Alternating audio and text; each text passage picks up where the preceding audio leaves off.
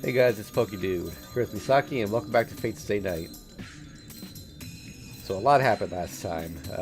Saber revealed her true name. Archer sacrificed himself to save everyone from Berserker, killing Berserker 6 times in the process.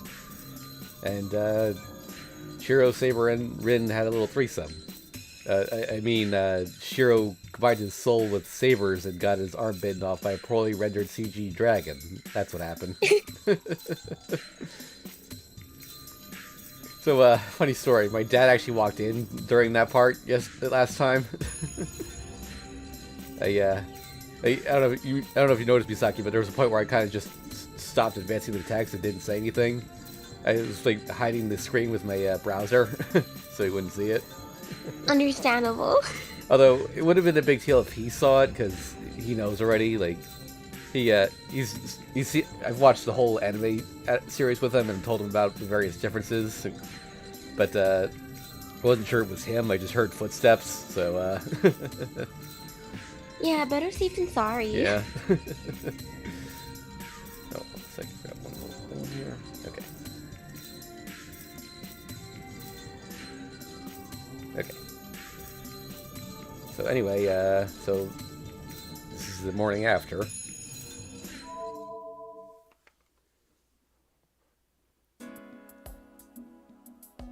Ishiro, Rin has something to tell you. Oh yeah, by the way, everyone, Misaki's computer is a little messed up today, so she's using her phone, so my quality might sound a little different. I guess such worries were only on my part. Saber is acting resolutely as always. She must have completely accepted the incident, unlike me. Yeah, I'll go right away. Damn, I won't lose. It's stupid to be the only one blushing, so I'll try my best to act calm. You're fine here. Then I'll start the strategy meeting, but we don't have the time to argue. There are only a few ways to defeat Berserker, so can you listen to my side first? Saber and I nod. The plan is pretty simple. We won't be a match with ordinary tactics. We need to execute a surprise attack to win. And if we do that, the absolute requirement is that we kill him in one blow, and we don't let him counterattack.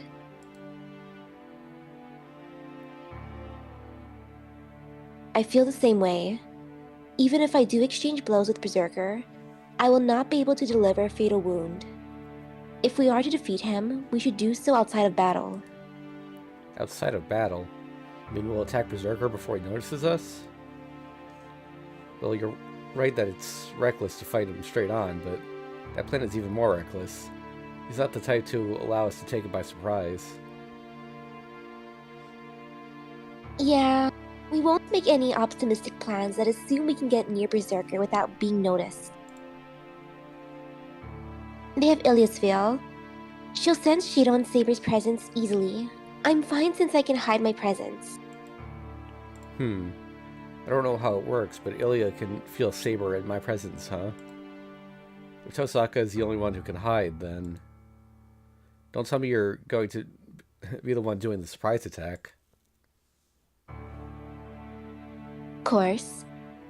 You're the one she's after the most, and I'm the best suited for this role. Leave it to me to slash Berserker from behind. You say so, but Berserker can't be that off guard. Of course not. That's why I'm going to have Saber create an opening. Saber, how much have you recovered? Normal battle should not be a problem, but I should avoid using my Noble Phantasm. With the amount of magical energy Shiro gave me, I will no longer be able to maintain my body the instant I use my Noble Phantasm. Even if I do use it, it will not be full force, so I do not think it would be able to defeat Berserker. Yeah, that's more than enough. I'll have you fight Berserker. Shiro as well, of course. And I'll watch while hiding. I'm only an extra for Iliasville, so I think she'll assume I run away if I'm not there.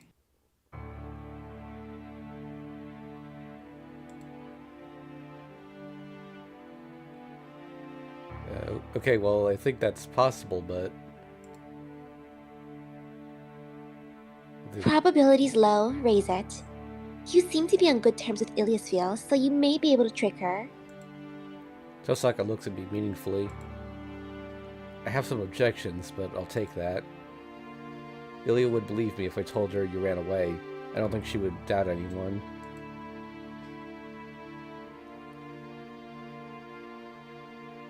But there is still a problem. I am fine fighting Berserker, but I cannot have Shiro do the same. Shiro cannot stand Berserker's attacks. I'm not telling Shiro to go hand to hand against Berserker. Shiro will support you from the back. It's going to be difficult for Saber to fight Berserker alone, so help her when she's in trouble. Ridiculous. Shiro does not excel in black magic like you do, Rin. How would he be able to support me? Black magic, though. Shiro will think of a way. But, well, there won't be any room for a master to interfere against Berserker. Even I wouldn't be much help if I did something. I'm actually not sure what she means by that, because black magic's not a term that usually gets used in the Fate universe. I mean, Final Fantasy rules state that black magic is any offensive magic. Ice, fire, lightning, all that, but...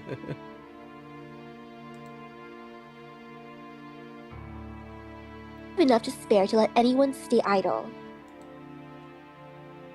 I know Saber is done for if Shiro dies, but I still have him do this. After all, this battle is a gamble from the very beginning. That is true. Saber grows silent with a troubled face. As Tosaka is silent too, she must know she's saying something unreasonable. But his concern is only natural. That night I met Saber. When we were attacked by Berserker, I could only use my body to defend her. There's a high probability that would happen again, so I should stay away from the battlefield. But I have no intention of doing that, even if she didn't tell me to be there. I know, I'll do something to back her up. Eh? Both of them turn around. Whoa, were my words that surprising? I just have to support her from a distance, right? And I think I'll be able to do something. Saying that, I hold up the branch I just collected. The length is perfect. The flexibility is good as well. This is the first time I've done this kind of strengthening. I don't think there's any flaw in the principle. The point is, I just need to keep reinforcing it until it becomes a real one. And for this, I also have to reference, since he had one too. And on top of that, magical energy has been flowing in my body for a while now. I just have to repeat the usual process now. I analyze the basic structure and modify it. I analyze the composition materials and reinforce them. But that's not enough if the original is a branch and the finished product is his bow. And there goes the connection. God damn it.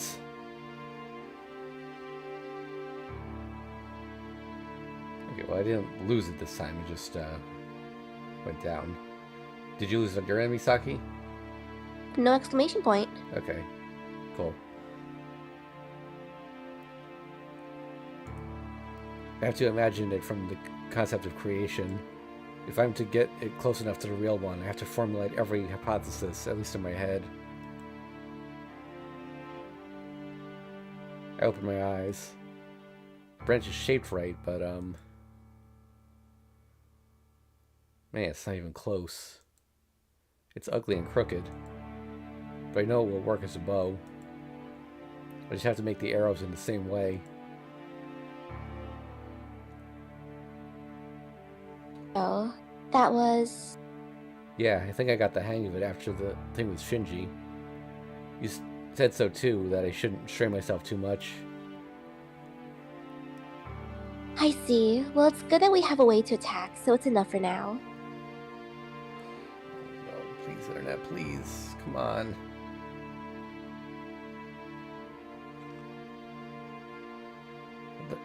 is it red? It's showing the proper bit right here. No, like, Discord's fine. It's really... oh my god, we're dropping frames. It's like just barely below what it's supposed to be.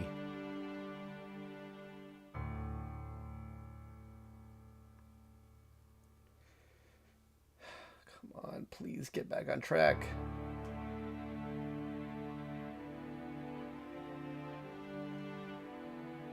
Oh, and I've never seen it like get messed up for this long before. Alright, well, let's hold steady for the moment.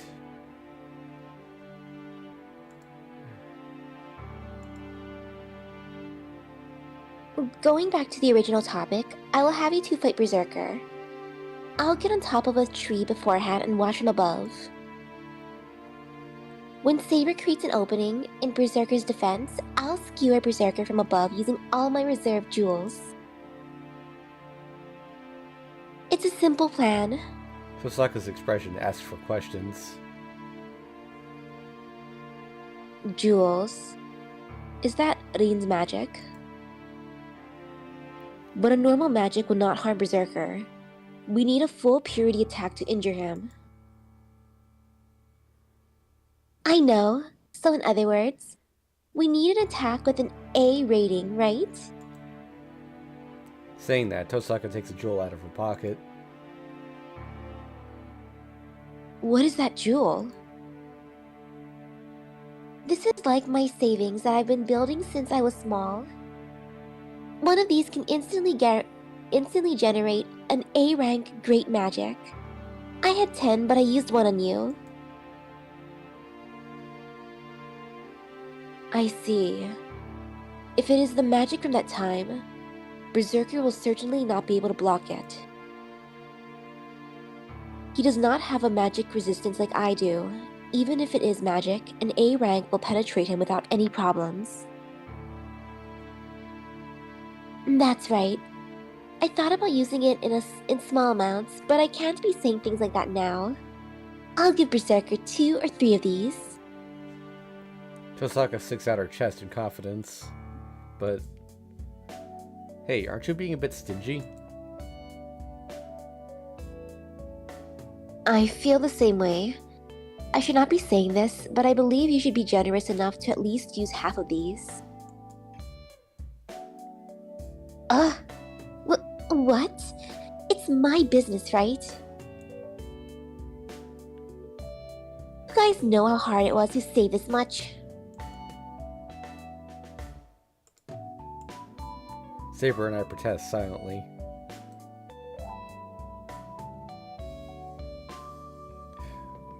God, fucking internet.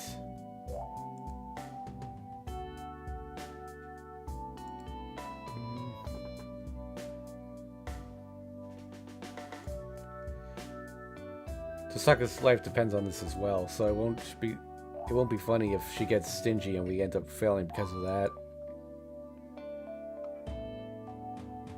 Fine. I'll use for them, okay?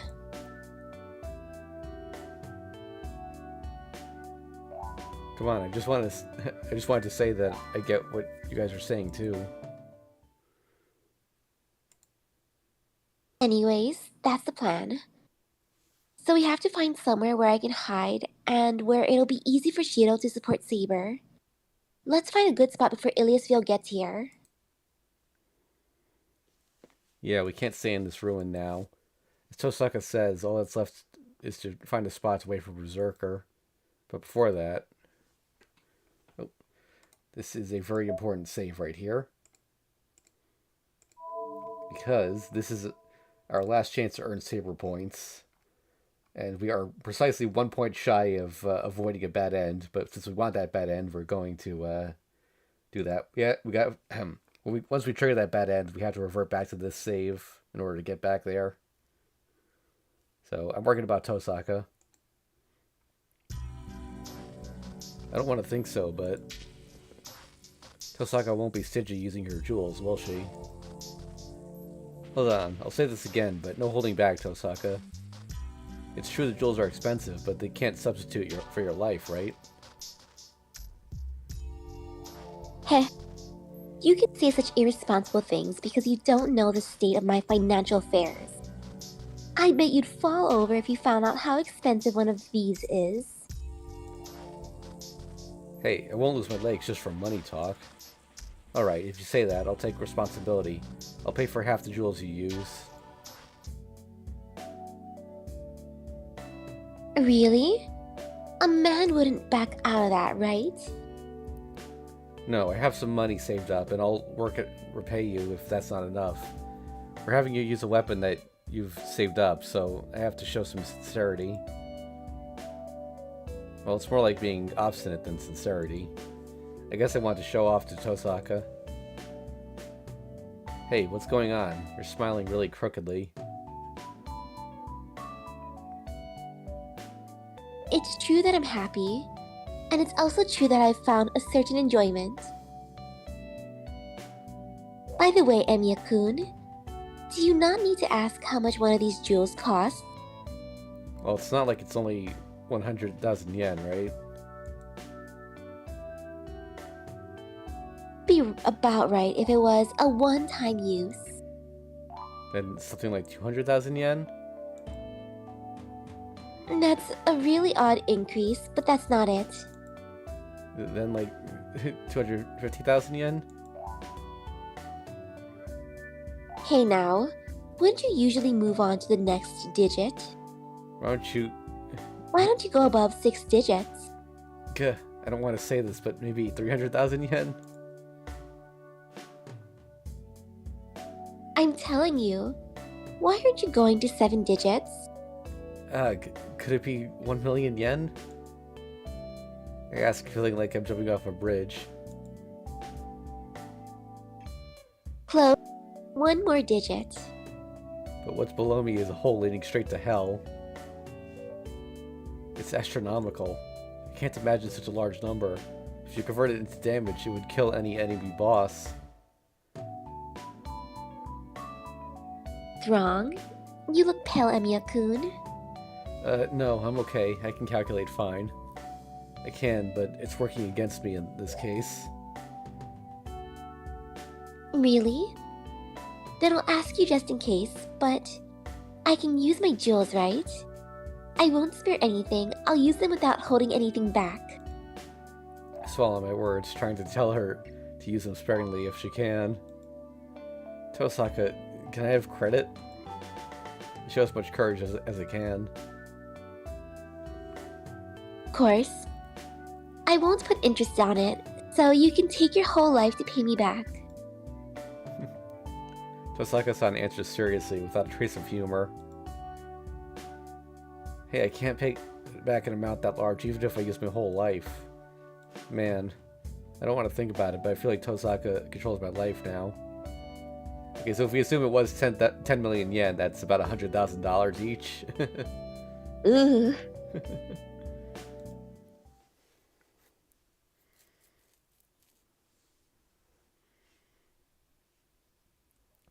We reach an open clearing in the forest.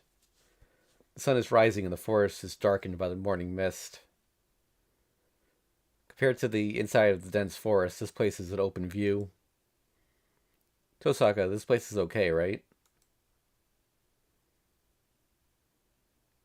It meets several conditions, but I don't know about the view being so open. There aren't any escape routes for you or Saber. She's such a perfectionist, considering even the escape routes. Let's look for another place. We should still have time. Tosaka re-enters the forest. But Saber stands in the distance and doesn't move.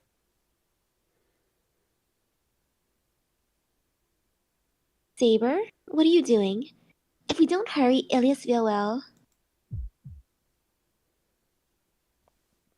I feel a chill. I can't forget it since I felt it once already. I can't even see him, nor feel his presence. But this pressure on my body must be because of him.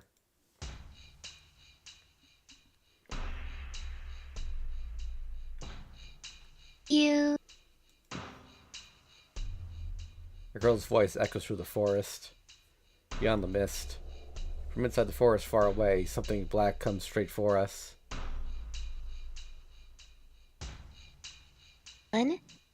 Be there to kill you soon. Is it because we're in a clearing under the open sky? I feel like Ilya is talking to us while looking down from the sky. Crap. She found Shiro already? This is bad. This is bad. Oh, oops. This is bad. This place is too open. Whoa. How fast are they going? It won't take them even 2 minutes to get here. Tosaka is flustered. Hey, why are you two so relaxed? I'm telling you this place is bad. We have to go somewhere else. Tosaka takes my hand, but we won't make it. This place is fine. Let's fight here, Tosaka. We're lucky just to be able to fight with the three of us together, so we can't wish for more. Idiot.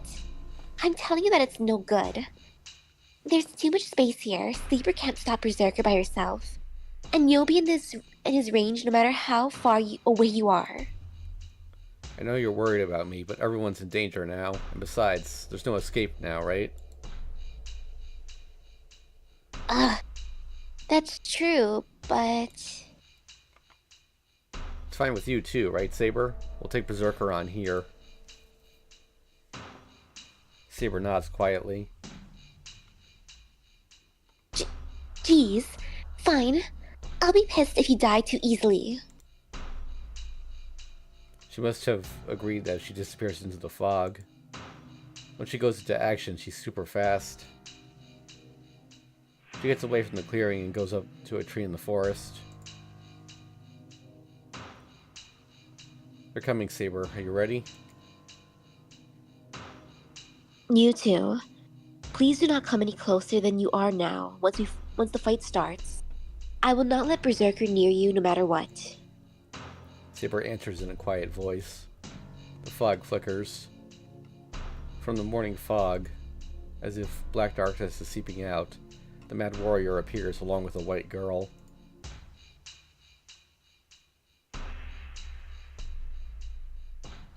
I'm surprised. I thought you'd keep running until the very last second. Or have you given up already, Oni-chan? There's about 40 meters between us and Ilya. We're facing each other on opposite ends of the clearing. Oh, so Saber's recovered, I see. That's why you stopped running. That's disappointing. It's cute, but that you think you can win just because of that, but... I'm sorry, Shiro's going to die here. Her laughter echoes through the forest. Does it irritate her? Saber, standing beside me, is so worked up that she could attack at any moment. Jeez. This is boring since you've gotten so quiet. Are you scared of dying? That's a waste. If you beg for your lives now, I might consider forgiving you. Tosaka must have finished climbing the tree. If she's going to place herself, it will be near the center of the clearing. Nobody would notice if she was right where the branches are overlapping. They should be strong enough to support her as well. I see. So that's how you're acting. Then I guess there's no more point in talking. I'll kill you too, and Rin. Hold on. Where's Rin, Shiro? Ilya's tone changes. I guess that's what you expect from Berserker's master. She has a complete understanding of what can be overlooked and what can't be. Tosaka isn't here. She left us behind a long time ago. You guys went your separate ways? Oh yeah. You two would just be a burden to her. She should be able to run away faster by herself. That's right. Knowing her, she should be out of the forest by now. You won't make it even if you go after her now. Is that so? This forest is Einsburn's boundary field. I can tell who enters and who leaves. No one has left the forest since then. Rin is still in the forest, so I can look for her later. Thank God. If Ilya can only sense the boundaries of the forest, she doesn't know about Tosaka yet. Actually, she completely believed what I said. Ilya is certainly a cold-hearted master. But still, can't that cold-heartedness still be recovered? Ilya, I'll ask one more time before we fight. Won't you stop being a master and stop this battle? I can't. It's my grandfather's command. As long as I have Berserker, I'm the master of Einspern. I have to kill other masters and bring back the Holy Grail. Besides, I'm the one that should be asking you. I'm the head of Einspern, so I won't repeat my words, but I can still listen if you're going to give me a different reply. She has a little hope in her voice. But as long as Saber's beside me, I can't nod to her words. My answer won't change. I'm Saber's master. If you won't stop being a master, I'll defeat Berserker and make you quit. I declare so while looking at Ilya and Berserker. In that instant, the air in the clearing freezes. I see. Then I'll really kill you. I'll disintegrate you and your conceited thoughts, Shiro. What? What is that? A pattern is appearing on her face. No, it's not just her face. I think it's all over her body. It's a huge command spell, incomparable to the ones we have.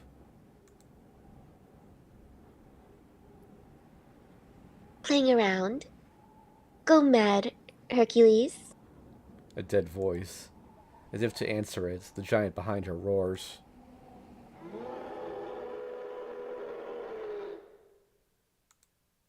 A scream that shakes the earth. The giant screams as if going insane, and its every ability increases as it deforms and swells. It can't be. You were just taking his reasoning away? You've not been using his berserker abilities all these times? Saber's voice... Oh, whoops. It can't be. You were just taking away his reasoning away? You've not been using his berserker abilities all these times? Saber's voice is uneasy. It's only natural for her to feel a shudder. Even I, unable to tell how strong a warrior is, can sense that this is not to be messed with. Go. Kill anything that nears you, Berserker.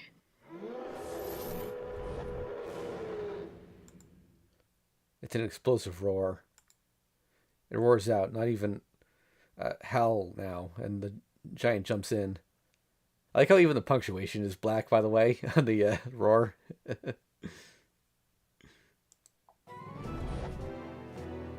Saber! Silver light dashes forward in reply. Berserker lands in the center of the clearing.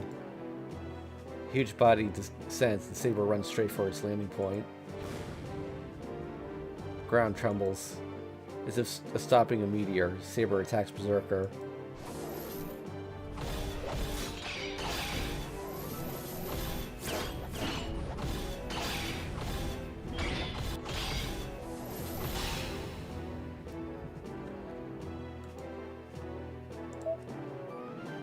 I like how they kind of do a pseudo animation there by just having a bunch of cut-ins.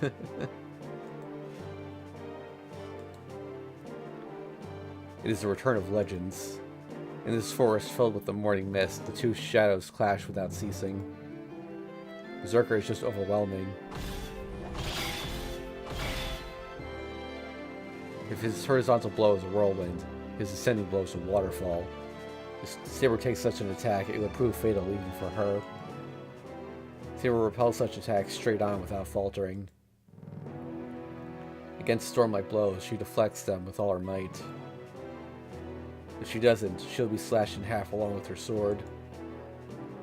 The infinite blows that continue without pause are in fact a blow diverted with all her might.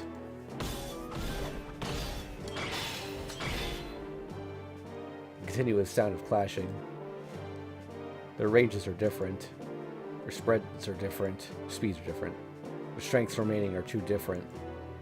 The only thing possible for Saber is to smash her sword into the unavoidable attack and stop it from slashing her by offsetting it with her own blow.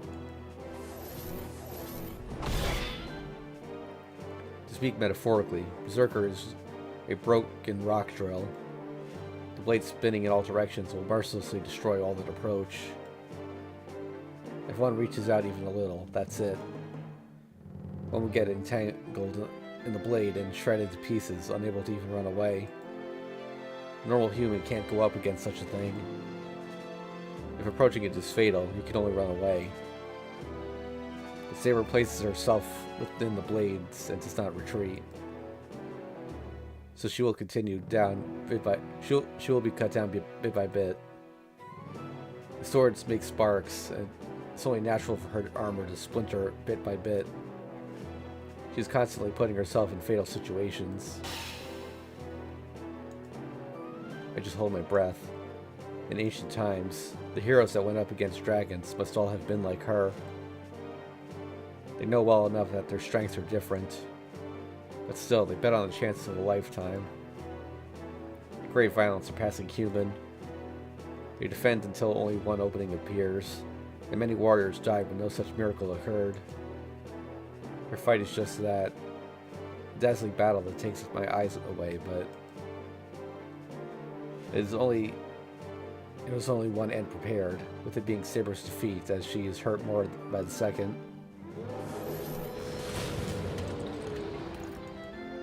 The roar shakes the ground.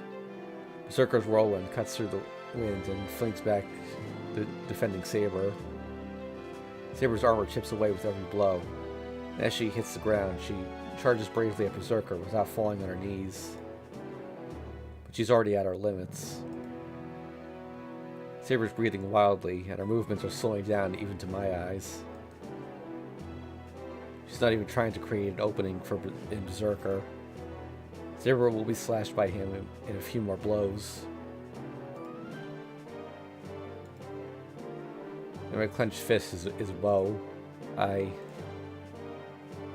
put save down. Check the flowchart here. That's odd. This choice doesn't matter. Well, it seems important. It leads to two different things here, but well, what do you think? Should we use the bow or not? I mean, he has it, so might as well try. Yeah. I'll provide backup with the bow. Ha! The instant Saber is flung away, I fire at Berserker. This won't hurt him, but it should at least take his attention off Saber. What? The arrow that hits Berserker's temple does nothing. I can't even get his attention. Oof. Yeah, I guess that's why it doesn't matter. The giant does not block. No, he doesn't even care about my attack. That's right, Berserker. Oh. That's right, Berserker. Forget about Shido. We can work on him after we kill Saber. Lilia's laugh echoes through the forest. Damn it. I can't do anything. Saber's about to collapse in front of me, and I can't do anything. I'm too weak. I can't hurt Berserker no matter what I do. All I'm doing is distracting Saber.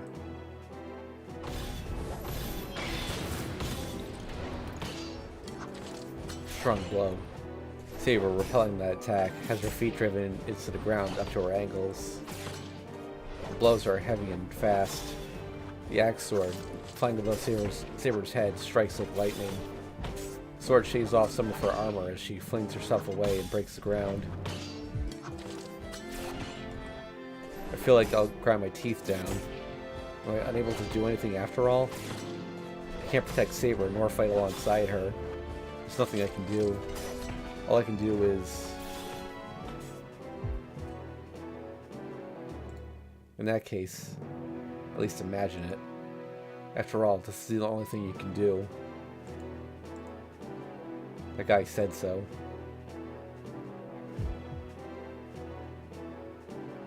You do not need outside enemies. For you, the one you need to fight is none other than your own image.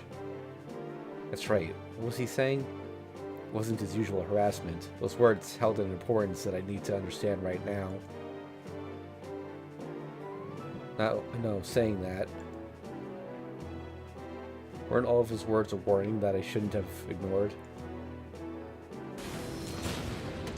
Saber's body was flung away. She didn't jump to get away. She took a blow. That storm-like blow landed right on her side. Saber totters. Concentrating strength into her numb fingers, she faces Berserker again, coughing violently. The giant will not miss the opening Saber has finally shown. Don't. My voice won't reach them. It's useless for me to say anything, and it's useless for me to have a bow mimicking archers. Do I still not understand? What can I do? What should I be doing? That's right. What do I need to do in order to save Saber?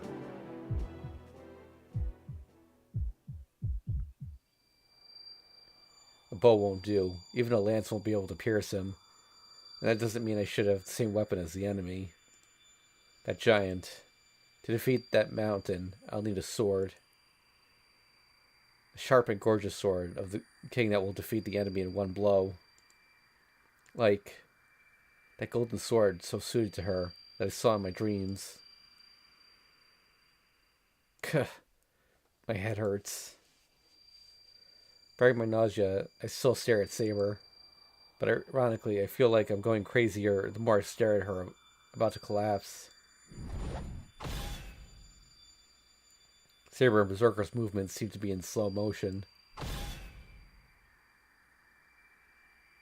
Many switches are arranged in a row. Coughing, Saber bends her body in pain for an instant. Berserker smashes down his axe sword with all his might. As if making a line, the firing hammers move into position one by one. Seems like knocking down dominoes. The triggers are pulled all at once.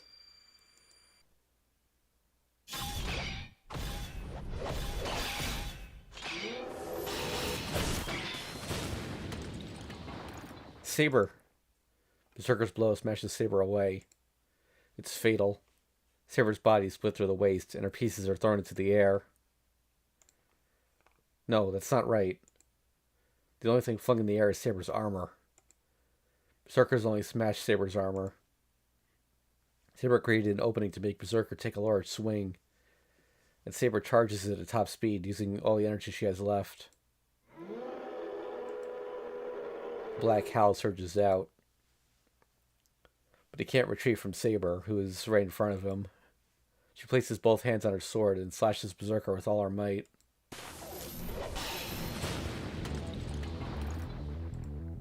I can't believe it. The giant that seemed to be rooted to the ground is smashed back a few meters by Saber's blow. And then... I think that's Rin. Get back, Saber! The true final attack is executed instantly. She must intend to fire from as close as possible. Misaki jumps down from the branch high above and throws her jewels as she descends.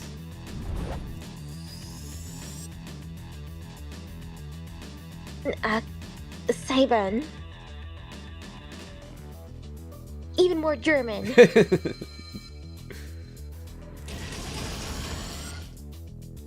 A rain of ice rolls down, and its three giant icicles shaped like spears have enough magical energy concentrated in them to blow away a whole mansion.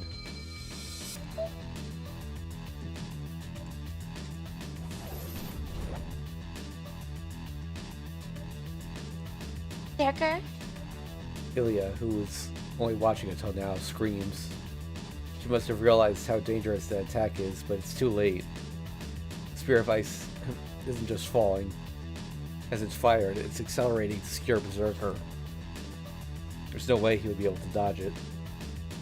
A once-in-a-lifetime opportunity, a shotgun of ice perfectly coordinated with Saber's desperate attack. He has enough magical energy in it to be able to kill Berserker. But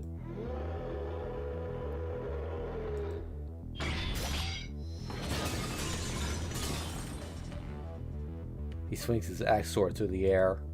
Even as he's pushed back by Saber, he destroys 3 blocks of ice with this quickly readied axe sword.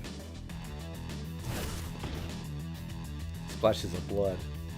Perhaps because he swung with only one arm, the ice is not completely destroyed and it lacerates his arm. Not only that, the ice refreezes on the giant's arm and stops it from moving completely.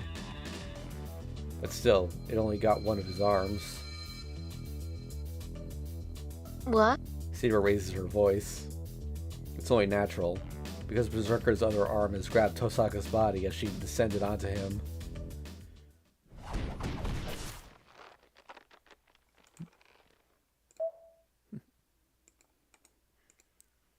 Tosaka's face contorts in pain. With Berserker's power, it should be no problem to crush Tosaka. Tosaka! I run. I don't care if I'm only dragging her down. I don't care if I can't do anything. I won't let him crush Tosaka. Rin! Oh, wait, no. Rin. Saber must not have any power left to stand, but she still lifts her body. Tosaka must be in pain as she reaches out with her face downcast. Just as I thought. She smiles and speaks boldly.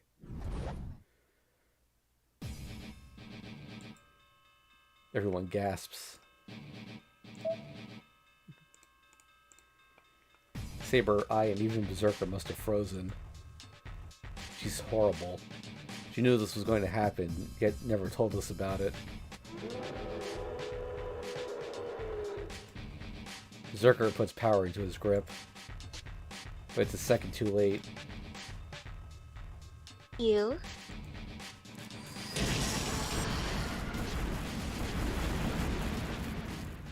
Bullets of light are fired. 4 jewels are used. The rapid fire from perfect point-blank range kills the black mad warrior for sure this time.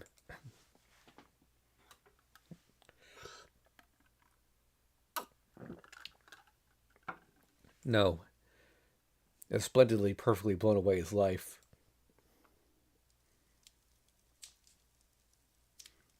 The Berserker's head get blown off? Blood splatters over me and I'm at least 10 meters away. Is this spinal fluid? I can't be too happy about it when there are things other than blood mixed in it. But I'm sure it wasn't overkill. He was a monster. I bet Tosaka would have been crushed if she didn't blow off his head in a single blow. Phew. I slow my running steps. Tosaka is still held by Berserker, but the battle is over. Berserker's face is still covered in white smoke. From the smoldering sounds, it must have been a huge explosion. No way. Oh, no. I hear Tosaka's voice. She's looking into the white smoke, dumbfounded. Hold on. Is it just my imagination? Berserker's fingers holding Tosaka are digging deeper into her.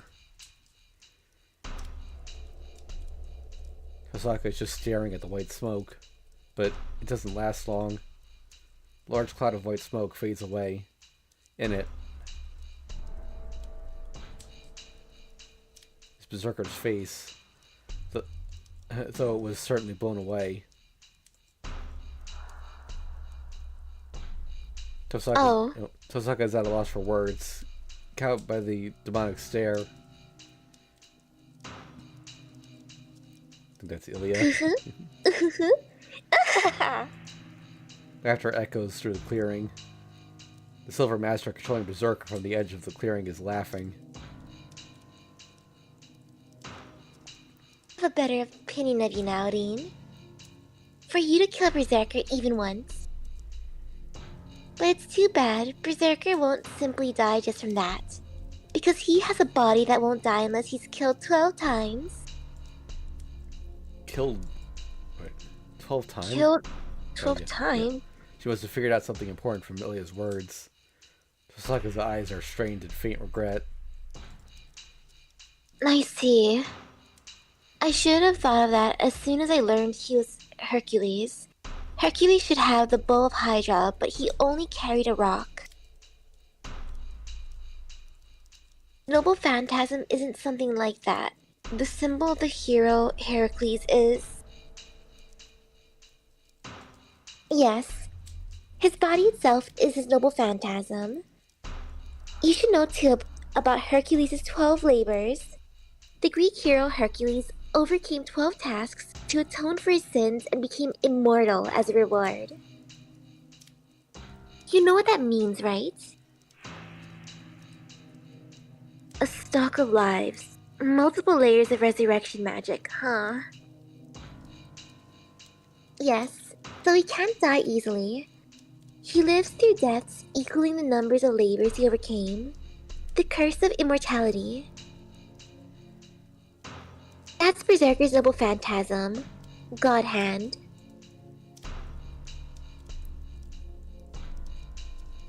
Do you get it?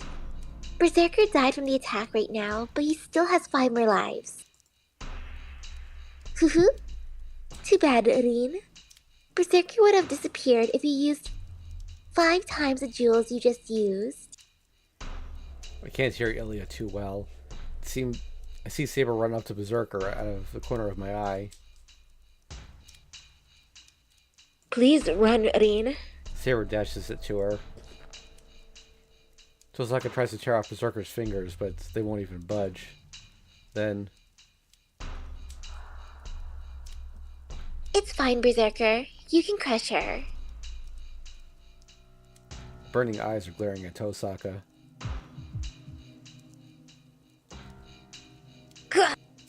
Tosaka screams. The giant's fingers dig in as if to scoop out Tosaka's guts. What lies ahead is that inescapable figure of her, miserably crushed. I run. I forget who I'm against or where I am. My mind has already burned up. Stop! Saber slashes at Berserker. The invisible sword is swung at Berserker's defenseless arm as if chopping a vegetable. It has no effect. The sword bounces back. Not only does it not hurt Berserker's arm, it does not even loosen Berserker's grip on Tosaka. It must be painful for her to even move. Saber swings her sword desperately as blood spills from her mouth.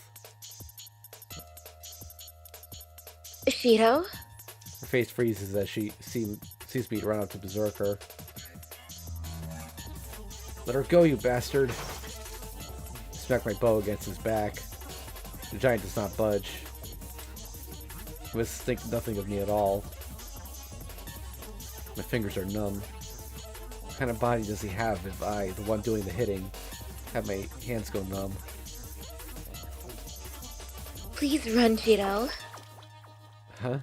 I raise my face at Saber's voice.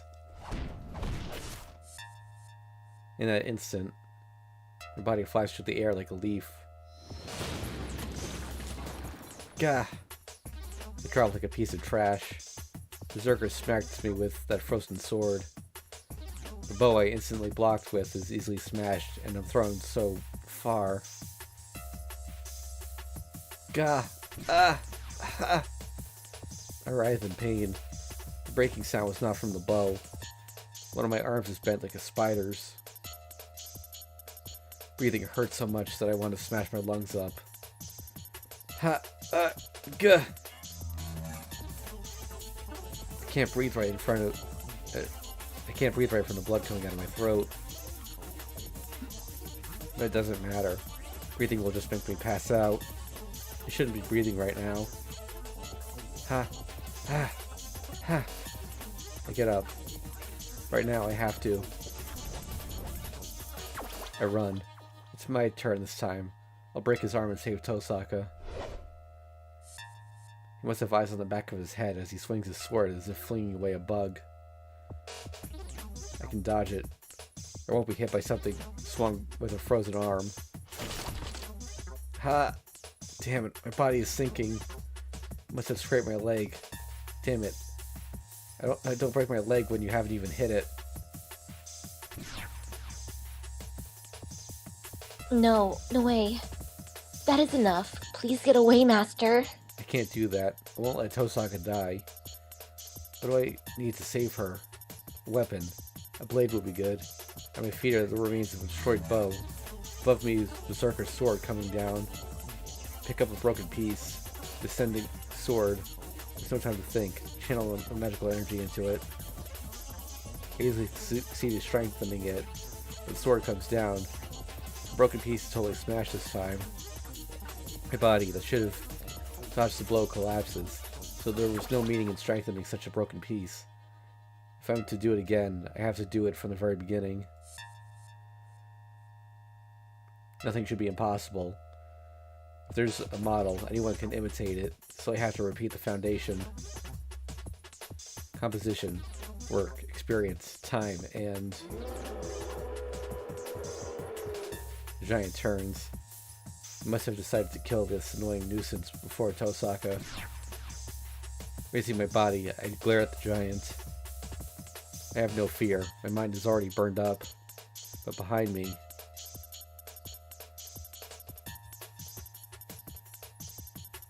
Prepared even for her own elimination, Saber's determined to use her holy sword. Let's see. Let's see. Is this the only option?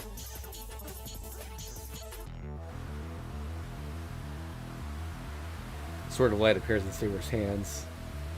Berserker's hand squeezes Tosaka. I have no power, and the three of us will die as things are. Is that the only option?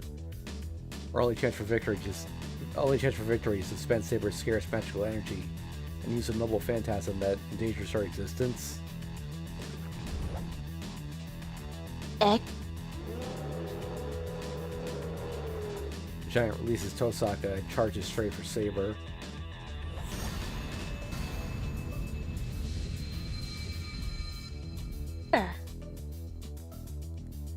Berserker blocks the holy sword that breaks the ground.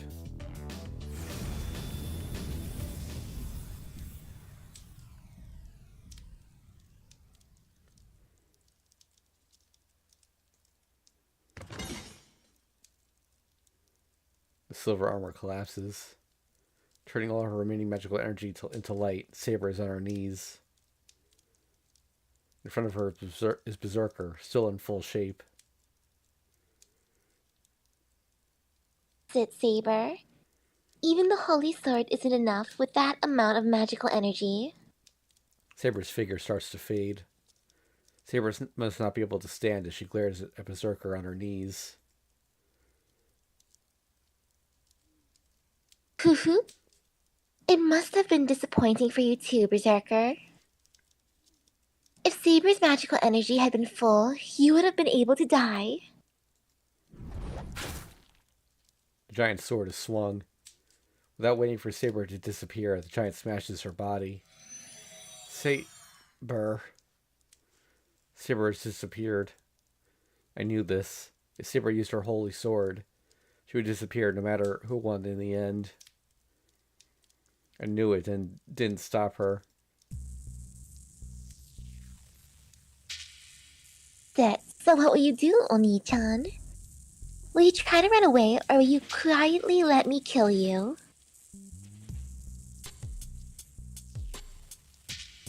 Still her. If you say you let me kill you, I can let Rin go. My ability to think is deficient. In front of me are pieces of meat that used to be Saber, along with lumps of earth. I can't get away.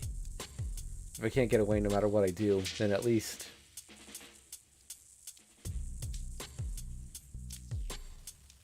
Good boy, Shiro. Then bring him to me, Berserker. Take his legs away first, so he won't be able to run away. A gust of wind takes away everything below my waist. Pain and despair shut off my senses. I'm fading. Left in the clearing is Tosaka's body, already crushed. Bad end. Well, another one where I Jar this time. Yeah. He does get to live, so... And he gets to keep most of his body. Osu, this is the training area that saves you people heading straight to the cat hell because you made a trivial mistake. The Tiger Dojo. Osu, I am the senior student in perfect condition and pumped up.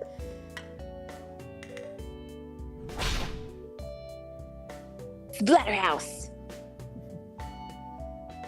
Oh, why did you do a full swing on me, Taiga? Did I do something bad? Shut up. This is the 8th Tiger Dojo, but you've killed Shido 5 times already. Well, I guess now we have the answer to that question. 5 of the patented things have been because of Ilya. Hold on, got an internet issue again. Okay. Limited murder too, you know. What? This is still on the cute side. Because in the end, the one who kills Shido the most is... Hiya! Boiler Prohibition Sword. Heh. Such an attack won't affect me. Anyways, I'm at the bottom of the list. See? Look at this notebook. Oh, that's cute. Wow, I didn't know such a list of killers existed. Trying to see if I can make sense of this. Yeah, it's a little too vague.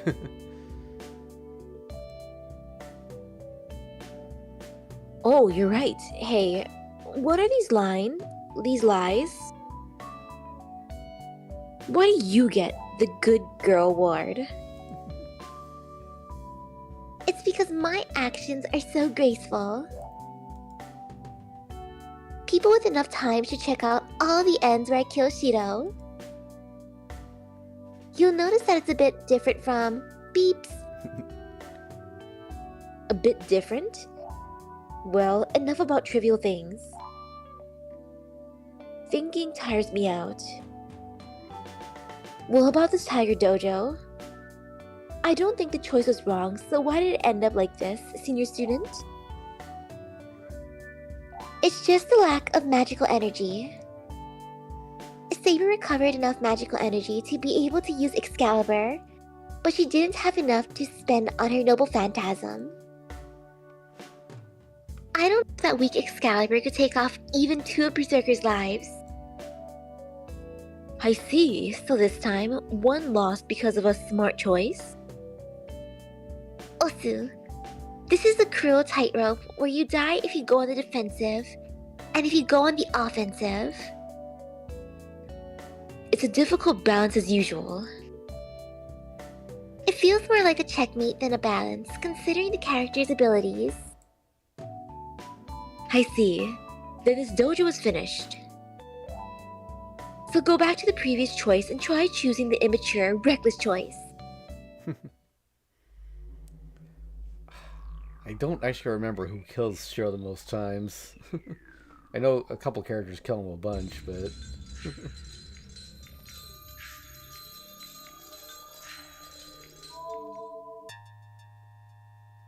Don't use it. The wind unravels. I start to see the golden sword in Saber's hands. The one that must not be used. The sword I told her not to use under any circumstances. I snap. It makes the last rope holding Yashiro snap. Don't use it, Saber. The left hand is burning. One of the command spells disappears. This is the only way now, Shiro. I don't know. I don't know anything about that. All I know is that you'll disappear if you use that. I won't allow that. And I can't forgive myself for not being able to let her use her sword freely, and for not being able to save Tosaka myself. Saber falls to her knees. Just releasing the sword gets her like that. You can't use that sword in your condition. So wait. If you can't use that sword, I'll make one you can use. If it's an opponent you cannot match in real life, beat it in your imagination. If you cannot beat it yourself, imagine something that you can beat it with. With that said, it's obvious. That's the only thing I can do. So I make it. Make something that will not lose to anything. Always imagine the strongest. Imagine the best imitation that will deceive everyone, even yourself. It's not difficult at all. It's not impossible. From the beginning, this body was a magic circuit specialized for this purpose alone.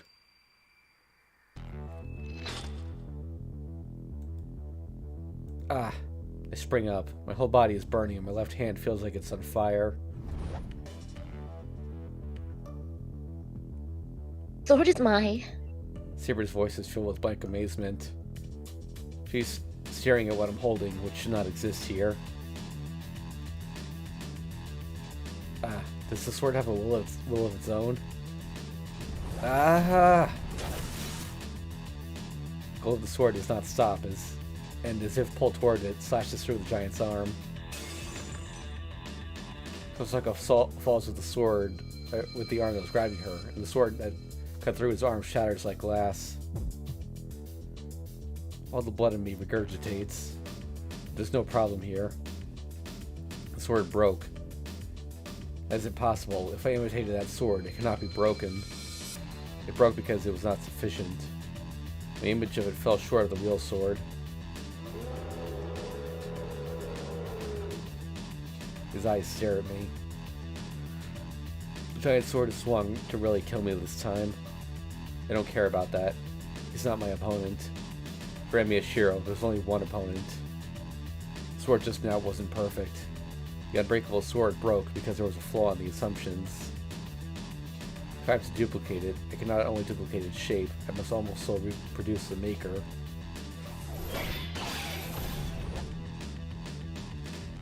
I hear a gasp. In front of me is the axe sword swung like a storm, and a defending sword that is being made. I don't know if I'm desperate, but I'm blocking the attack with the sword in my hand. But that's none of my business. What I need to do now is make this real. That is a mistake as well. And Shiro is not made for fighting. Her fight is a mental fight. A fight with yourself. I knew that without being told. What I must do is simple. Projection. Start. I concentrate. I'm challenging myself. No deviation or compromise is allowed.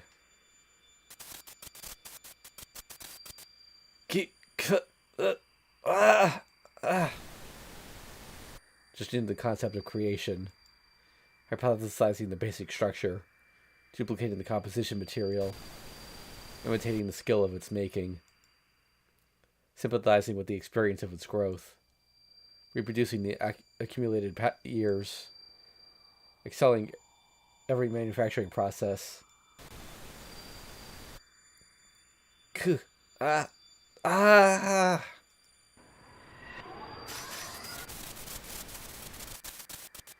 Now I bind the illusion and make it a sword.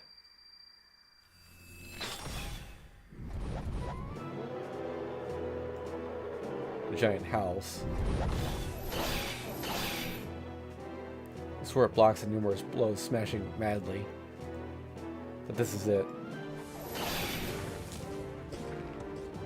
I tossed away. As soon as my consciousness returns, the sword must have left everything in my hands. I'm easily thrown away by the attacks I was easily blocking until now. Senses in my arm are already gone. My wrist is about to rip off as I can see the red meat. My legs won't move. All my muscles must have stopped working. I can't stand up. I made the sword that surpasses Berserker. But that's all. I, I am only a maker. I cannot handle the sword. Shadow engulfs me. He must know who he needs to kill first now. Berserker pursues me like wind and swings his sword. But his sword is deflected. Eh? As I stand there in blank amazement, I notice another hand over my hand. The air shakes violently. The giant launches an attack with all his might to destroy everything. But just before that, Your hand. I hear her voice closer than anything.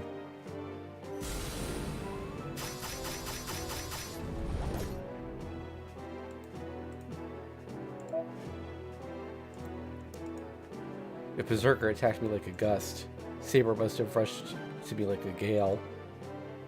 Having rushed to me, Saber turns around and...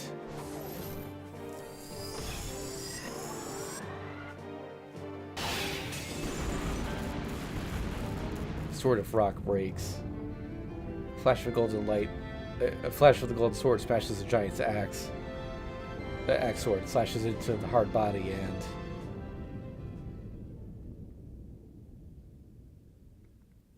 If the shape is similar, the ability must be similar as well. The golden sword, digging deep into Berserker, engulfs the giant's body from the inside. But that's only for an instant. Light disappears and silence returns to the forest.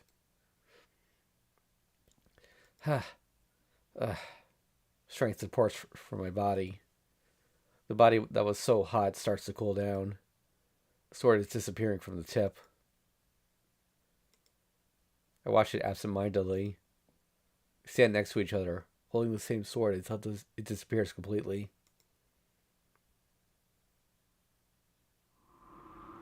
Wind blows through the forest clearing. Neither the howling that shook the ground nor the blows that cut the air remain now. So, that is your sword, Saber.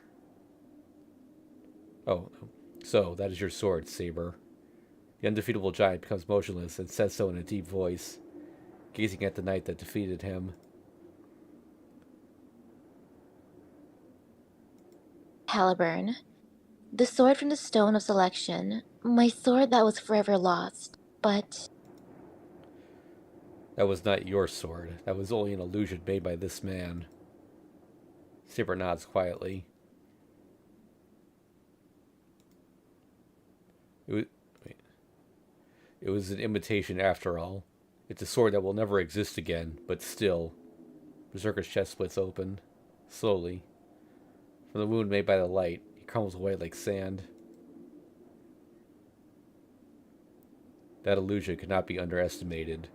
I did not expect to destroy my body sevenfold with a single blow. He puts no emotion into his dying words. Mad Warrior follows his role until the very end, and his existence disappears as if fading into the air.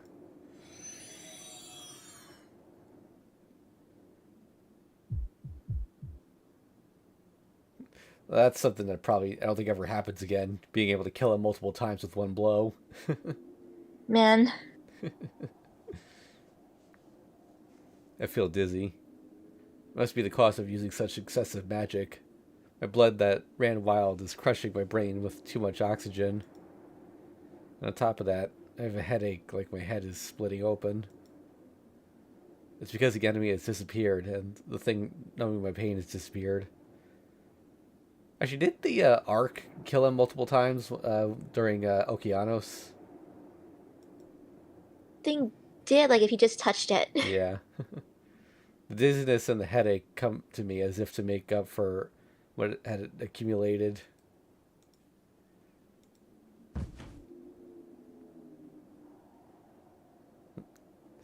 Oh, Saber supports my collapsing body, but she can't have any energy to spare to care for me. No, I'm fine. My bones are broken here and there, but it's not fatal. That healing thing is working, so it'll be fine. what are you saying? You use projection magic of that level, so you must rest right now. No, but there's someone I have to talk to first.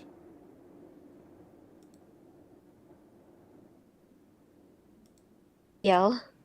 Saber prepares herself. Ilya is staring in place where Berserker used to be, with empty eyes. Good. I do not know your intentions, but we would not wish the trouble of chasing you, except your... No, Saber, don't hurt Ilya. Since the Berserker's gone, she's... I stopped Saber with my remaining strength. She must not realize we're here. Staring at the ground, Ilya murmurs. Did you die, Berserker? She sounds like an abandoned child. Ilya. I restrain Saber with my hand and quietly call out to her. She must have noticed me from that. Ilya slightly raises her head and... Ah, Suddenly, falls to the ground like a doll being switched off. What? I don't know what's going on. I just stare at the girl on the ground.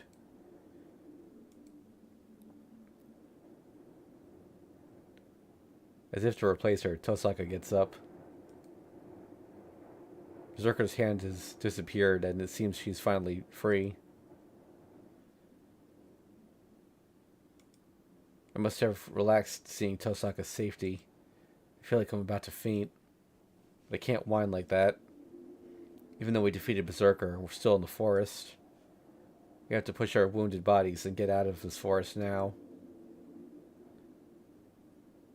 I look up at the dawning sky. The town is far away, and I cannot find any uninjured allies, nor any place on my own body that's not hurt. Still, we made it to the morning. The night I was prepared not to live through. After driving off the greatest enemy, we leave the winter forest.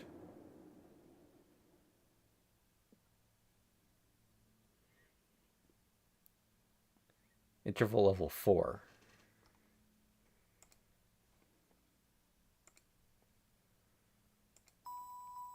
The sky is thin. Is it dawn or dusk? As I am watching from outside, I cannot tell. Vast sky in a high field. A sky that seems unreachable even with the arms outstretched. And clouds that do not seem reachable with the arms outstretched. This is the battle she once went through. There's no cavalry alongside. Grassland, once golden as far as the eye could see, is gone.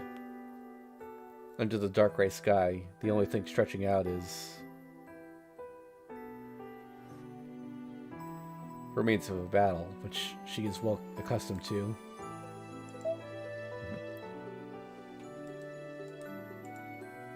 There's no emotion. For her, such scenes must have been ordinary. There's nothing left in her lonely heart. Leaning on her golden sword, she breathes deeply once and slowly relaxes her shoulders. The battle must be over.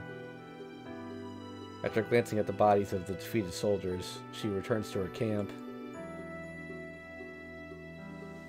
Now it's the battle she experienced. The calm attitude is the same as now. No matter what trouble she's in, she's just as I know her. And in that way, I see the dream of a king. From the moment she drew the sword from the stone, she was not human. After becoming a feudal lord like her father, she became a king with many knights. She was called King Arthur, or... Again, Arturia is wrong. It's Arturia or Altria. And the girl who has tried to become a knight had her life turned around. She acted like the son of the king. That's because the one to govern many territories and control the knights had to be male.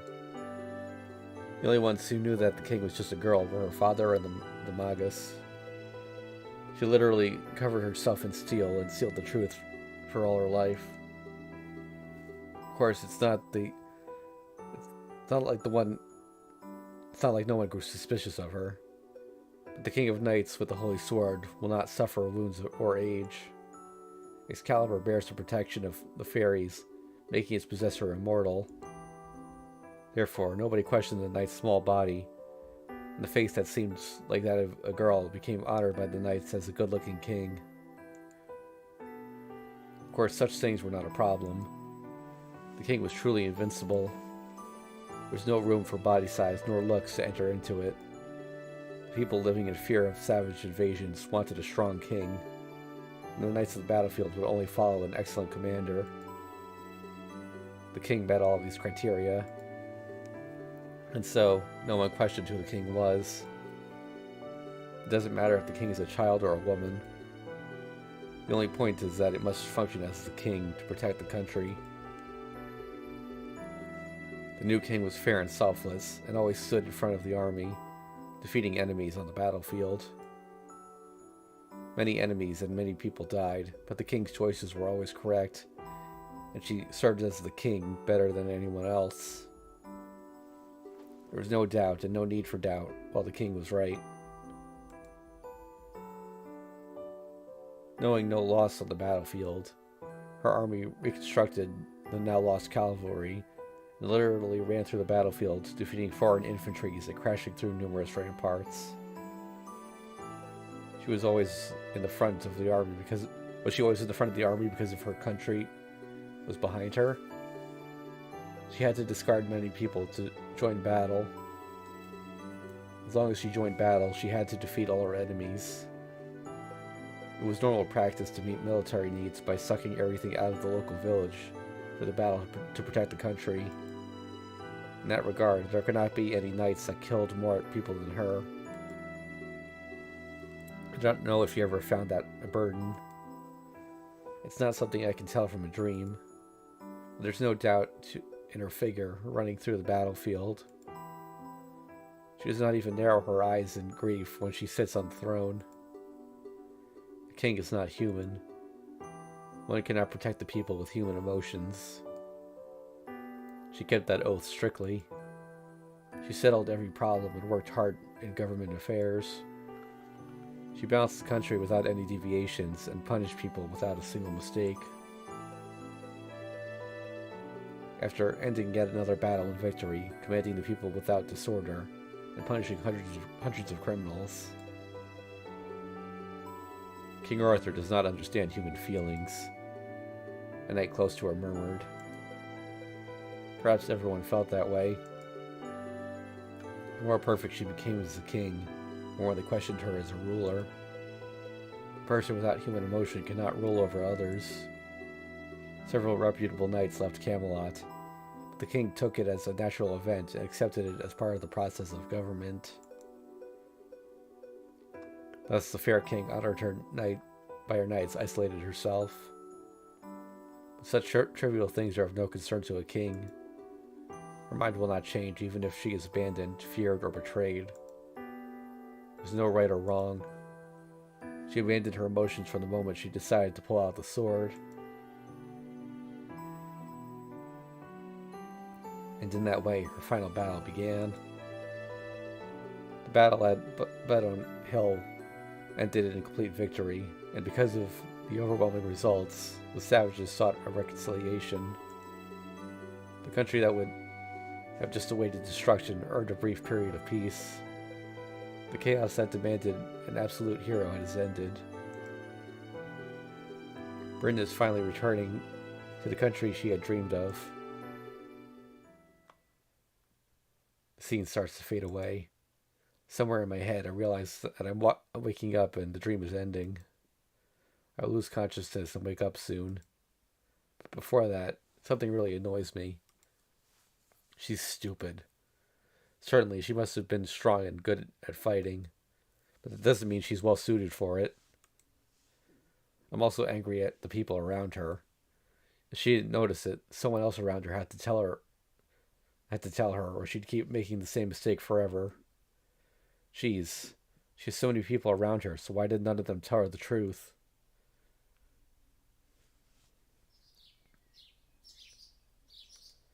I wake up.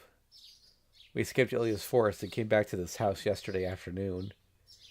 Tosaka went back to her room, saying the wound in her stomach was hurting, And I also wanted to go to sleep since my headache was still around. Must have also been because I carried something heavy all the way here. When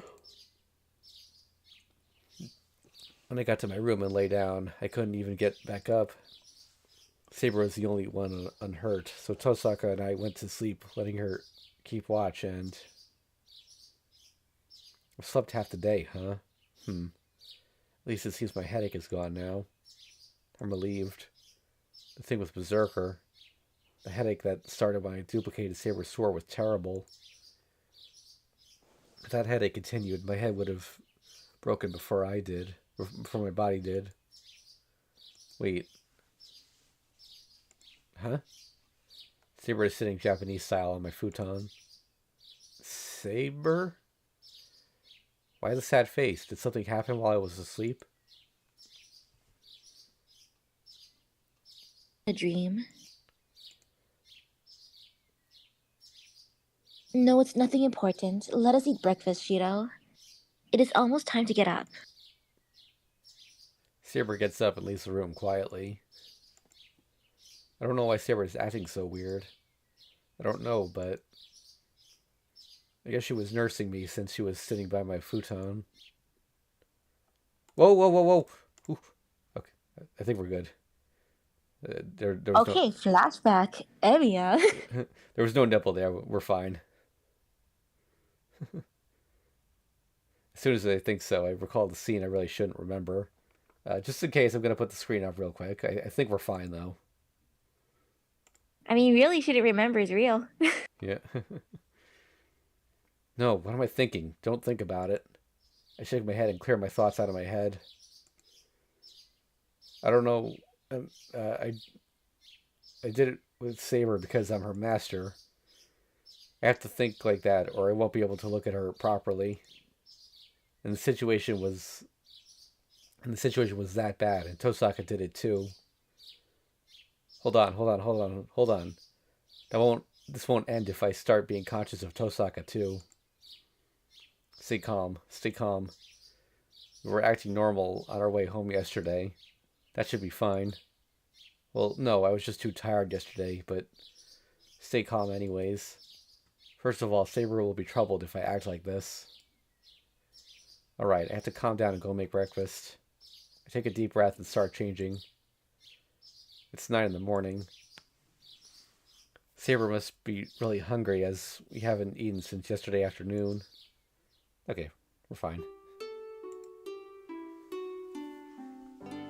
I guess you can't call it morning now that it's past 9. Anything before 12 is morning, Shiro. Yeah. Considering Saber, I'll make a fairly large meal. Shiro, we're the only ones this morning. Should we not wake Urin up? No, they should sleep, right? It was a hard day yesterday, so there's no need to wake them up. They can eat whenever they want if they leave their meal. Wait, if they want to, if we leave their meals out. I see. Then it will be helpful if you can start preparing soon. It is already late. I know, I feel well, so let's go to the dojo after the meal. What? Go to the dojo? Are you still going to continue your training? Why not? It's a daily routine, right? What's wrong, Saber? Did I say something strange? No. I selfishly thought that you were done with your training. I thought there was no reason for you to be so desperate now that Berserker is defeated. I see. When you put it like that, you may be right. Tosaka, Saber, and our common enemy is now gone. We cooperated because we were targeted by an enemy superior to us, and that's why I trained as well. But we'll continue our training. I'm still inexperienced, and you're honest when you hold your sword. That's a big help for me when I talk to you. Oops. Well, when I say it's a help, I mean it's fun. I am honest in the dojo? You are. At least you're not hesitant. That's better for me, and I think relaxing for you as well. Anyway, fighting with you is my daily routine. Don't take away the few pleasures I have.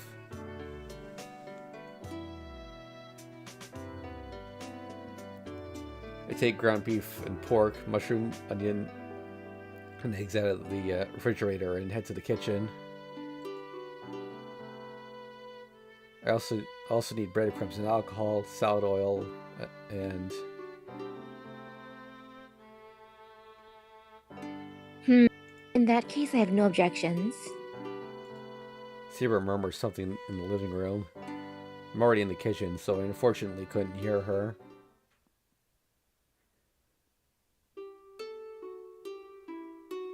Start mixing. I mix onion, breadcrumbs, alcohol, egg, and salt and put it in with beef and pork. I decided to cook Japanese-style hamburger for breakfast.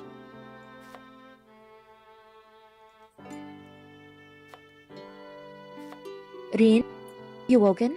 I can hear Saber's voice from the living room. Tosaka? I turn around while cooking. Morning. Sorry, let me have some milk, Shiro. Tosaka comes over with an unhappy face and takes some milk out of the refrigerator.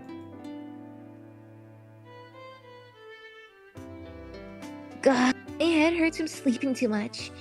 Hey, you sure putting a lot of effort into breakfast. Where'd the bad mood from earlier go? Tosaka Rin's eyes gleam as soon as she turns to me. Wow, that looks good. I'm hungry, so that's really helpful. I see, but you're the one that benefits, not me. This must be what my father said. For someone to benefit, someone must lose. I've thought so for a while, but you're pretty sharp. Oh, no. I thought so for a while, but you're pretty sharp. Oh? I'm only normally witted, so prepare for some for me too. Waving her hand, Tosaka returns to the living room. With a glass of milk in one hand, she takes position at the table. No, should I say she's really relaxing or acting like royalty? You are acting quite lazily, Rin. Alright, way to go, Saber. She sure is good at saying difficult things. But Tosaka waves off Saber's criticism lazily, like she doesn't care. Of course, I'm getting lazy. Now that Berserker is gone, all that's left are Caster, Lancer, and Assassin, right? They aren't much compared to Berserker, and they can easily be fought off in Saber's present condition. Come to think of it, we don't even know who their masters are yet. Yup. So, do you know any of them, or do you have any guesses? Just out of curiosity.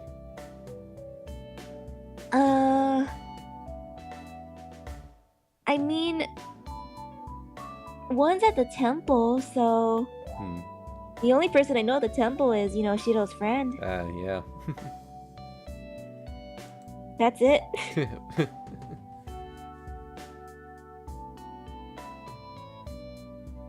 I do not know. Lancer's master is still a mystery, and Assassin is not an enemy that can be defeated by ordinary methods. And we have not even met Caster yet. Well, we did, but not on this timeline.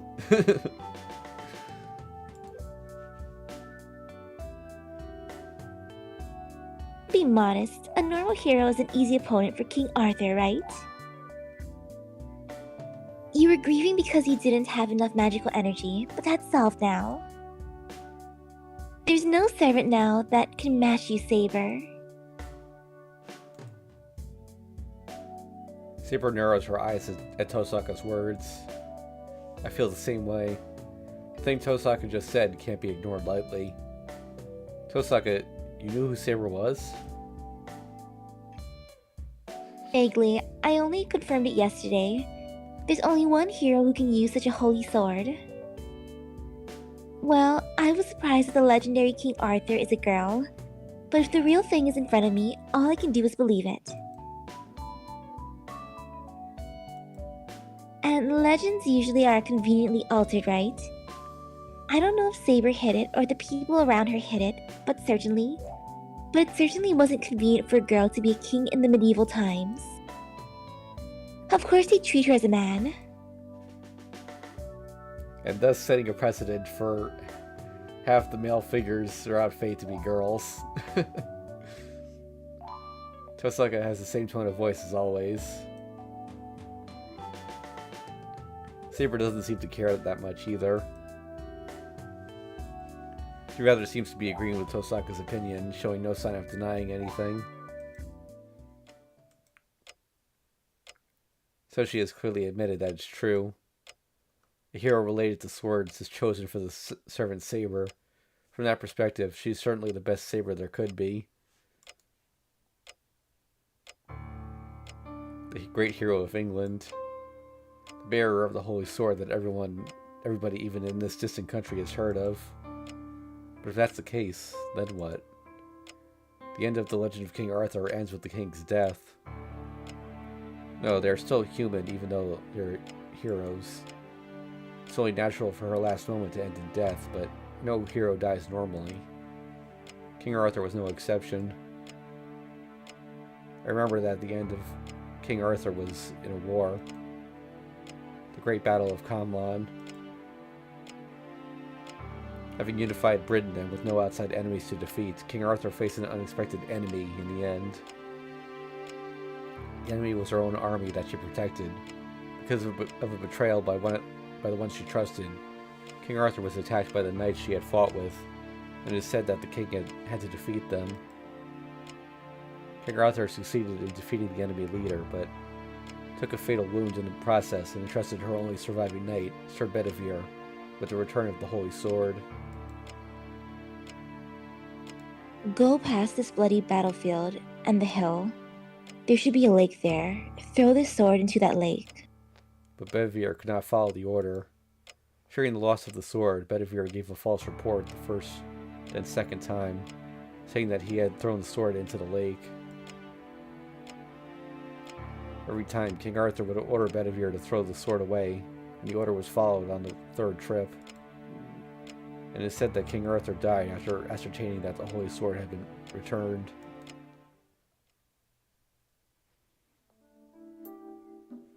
But anyway, what are you going to do now, Shiro? And then, Tosaka suddenly glares at me. About what now? About a dangerous child who's asleep right now. You're the one who brought her here, even though I told you to leave her behind. I would like to comment on that as well. Even though she has lost Berserker, Ilyasville is still a dangerous master. It is not a wise decision to protect her now. Yeah, you can just leave her in Kirei's care. Ugh. The two judges a good time to glare at me together. That's right. Ilya fainted after Berserker disappeared. I couldn't just leave her since she showed no sign of waking up, so I brought her here. Tosaka and Saber objected, so I was the one who carried her. A master who loses their servant has to run away or go to the church for protection before they're killed by other masters. Tosaka said we should let Kotomini take care of her, but I'm letting her sleep in a room here since I don't think he would take very good care of her. Hold on, internet again.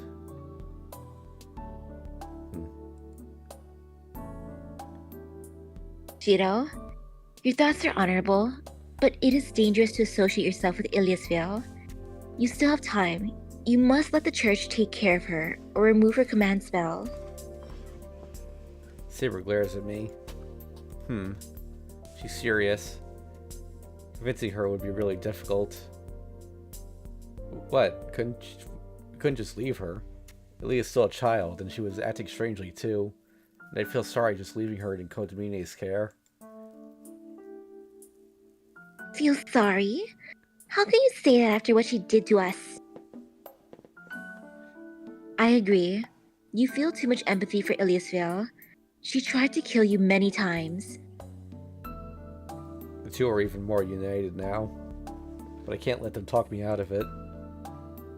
Ilya was certainly her enemy, but she didn't have any malice. Ilya won't do that sort of thing again if there's someone there to tell her what's right. And I think I said this at the beginning. I'm not fighting to kill other masters. I'm just fighting to end this war. I know that, but... Saber doesn't agree, but her voice softens. But... I see. Then you're saying you forgive everything Iliasville did? I'm sure you know that she has attacked other masters as well. She might have killed several masters already. You're saying you'll save her in spite of that? That's right. Ilya admitted it. She killed Shinji. Shinji used Rider to try to kill the students at school. If those were his intentions as a master, I guess his death couldn't be helped. But still, Shinji's a friend I've known for years, and thinking about his sister Sakura, I can't forgive everything Ilya did. But then there would be no end to it. If Ilya isn't a master, and if she can regret what she did, I think we should save her. Yeah, that's right. But Shiro, I have no intention of forgiving her for Archer. She killed my Archer. Everybody freezes. We freeze looking at each other. And... Come on. Servants disappear in the end anyway. You're a failure as a master if you worry about that sort of thing. the girl under discussion, who should be asleep, appears. Iliasville.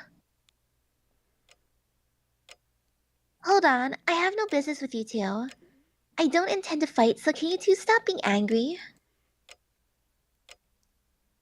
Really, I'm embarrassed as a lady.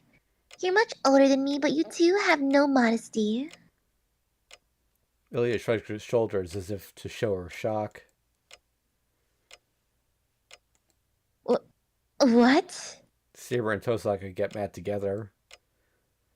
They're scarier in a different sense. Well, I won't get angry about that either. This is no time to worry about you two. Saying that, Ilya turns to me. Is this an illusion?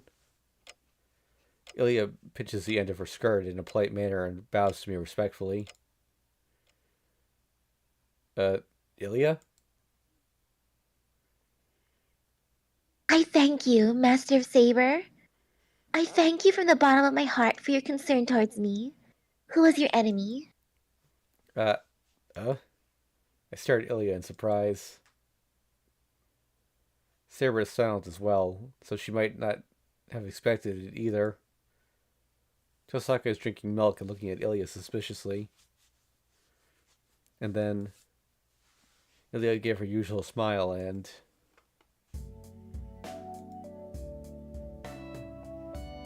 Shiro is my Oni-chan.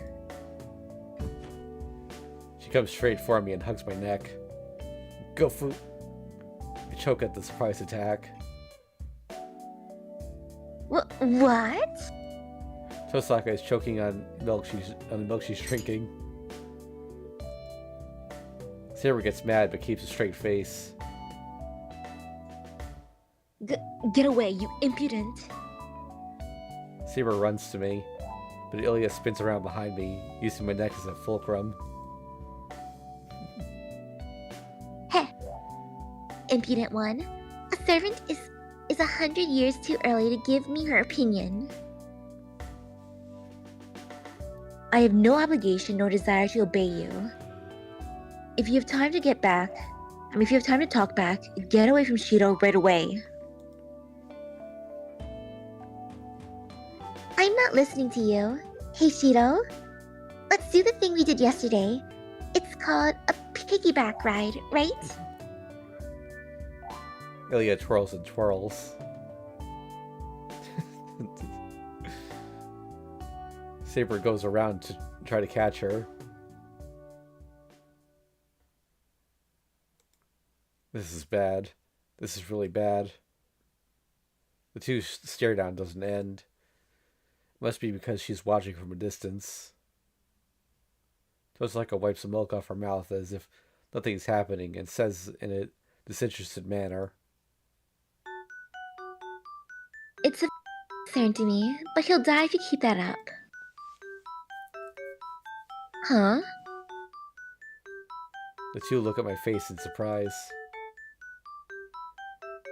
Yes, my neck is being choked and my life's in danger. I'm in a real pinch right now. Well, let's check the current situation. The hamburger I was making in the refrigerator is in the refrigerator right now. First, Tosaka is the quiet one. It seems she's keeping a poker face and trying to see how things turn out, but who knows what she's thinking on the inside. Hmm? What is it, Shiro? Ilya's sitting next to me, and she's in a good mood for some reason. She's looking around the living room curiously, but it seems like Tosaka and Saber are none of her concern. She probably won't listen even if they talk to her. And the hardest one to deal with is Saber, who's glaring restlessly at me and Ilya. Being restless and uneasy is totally unlike her. Because of her, I feel like I'm sitting on a cushion full of needles. So I can't let things stay like this. So I don't know what will come out of this, but I have to make up my mind and escape the current situation. Let's decide. Morning will end if we keep on like this. Yeah, the conclusion is decided, and the problem needs to be taken care of quickly. Isn't that right, Saber? Yes, my opinion and Rin's are the same. So all we need to do is make Shiro agree. Saber is ready to fight it out to the very end. Well, I guess it can't be helped since Ilya was the most difficult enemy for Saber. Shiro, what do Rin and Saber want to talk about? Ilya asked me innocently. It's about what to do with you. You lost your servant, right? So we're wondering what you're going to do now.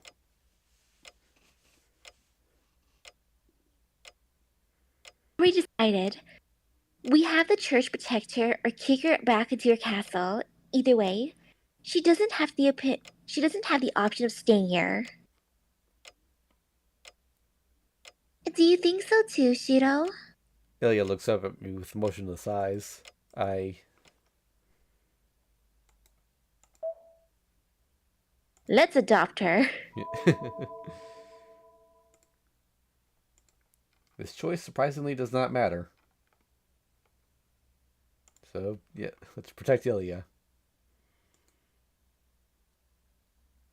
Kiritsugu used to say that girls should be protected, and most of all, I don't want to let a child suffer. No, I think Ilya should stay here. The Holy Grail War isn't over yet. I want to shelter her until the end.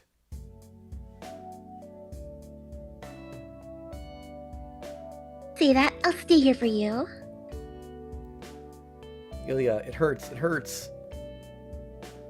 Ilya hugs me, but I get her off of me. Well, there's no need to do that myself as Saber does it for me. Hey, why do you keep getting in my way? Do you have some grudge against me? Of course. I will not forget what you did to Shiro. You too, Shiro. Do you not realize that sheltering Ilya's feel will only bring you harm? Hey. Or oops. Hey, why is that? Ilya doesn't have a servant now, so she can't be dangerous. She's not a master anymore. More importantly, what will you do if she gets attacked by another master after we abandon her? Ilya's life would be in danger, and the other master would gain power. That is true, but... Saber hesitates. Whatever she may say, Saber does understand that Ilya would be attacked by other masters if she was left alone.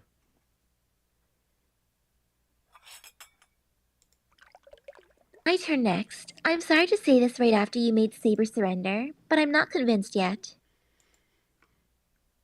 Look, Shiro, she's still a master. I told you that a master is a master until they lose their command spell, even if they happen to lose their servant. And thus, drinking tea gracefully, Tosaka interrupts the conversation. Huh? Hey, what do you mean by that? I'm saying that one can make a contract with as many servants as they like, as long as they have a command spell. If there is a stray servant that doesn't have a master, and if a master has enough magical energy capacity to take in that stray servant, he can make a contract with as many servants as he wants. What's with that? There's a superior master, and the superior master can form contracts with as many servants as he wants? Not however many he wants. 7 is the maximum number of servants that the Holy Grail can call on, so 7 would be the maximum. But then, even an excellent magus wouldn't have enough magical energy to materialize more than one servant. Meanwhile, Gouda... Built different, yo.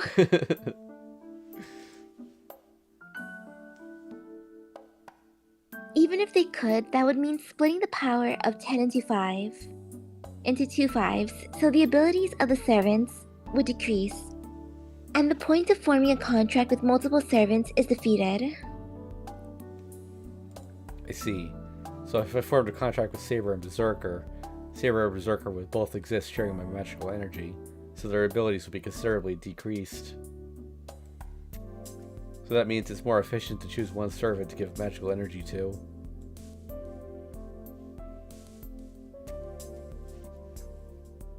Come to think of it, you said before that servants can change their masters. You were talking about this, right? You're pretty perceptive for once. As you say, that's what it means for servants to change their masters. A servant that loses their master has some time before they disappear. So if they can find a master looking for a servant and form a contract with them, they'll be back the same as before. Yeah, so watch out for Rin, Shiro. She's still a master, so she might kill you and take Saber or form another contract with the remaining servant. Yes, I'll say the exact same back to you, Ilya. Hey, that's not true. I won't be with another servant. My servant will always be Berserker. Hanging her head slightly, Ilya murmurs. I can understand why the two gasped. I don't know what kind of relationship Ilya and Berserker had, but I can tell that for Ilya, that servant was special. That's a surprise, and a pleasant one. Ilya was cold-hearted as a master, but she still valued her partner. Oh, take Saber if Shiro loses. I won't let any master other than Shiro win. If Shiro loses, I'll win for him. Ilya says so to Saber and Tosaka. Do not say such ridiculous things. I am Shiro's servant. I have no intention of being yours. Oh, yeah, that's okay. I just want Shiro to win. Me winning and you protecting Shiro. It would be the same in the end anyway. Ilya says things in a strange way. Well, I can tell she wants for me to win, but why would she want that?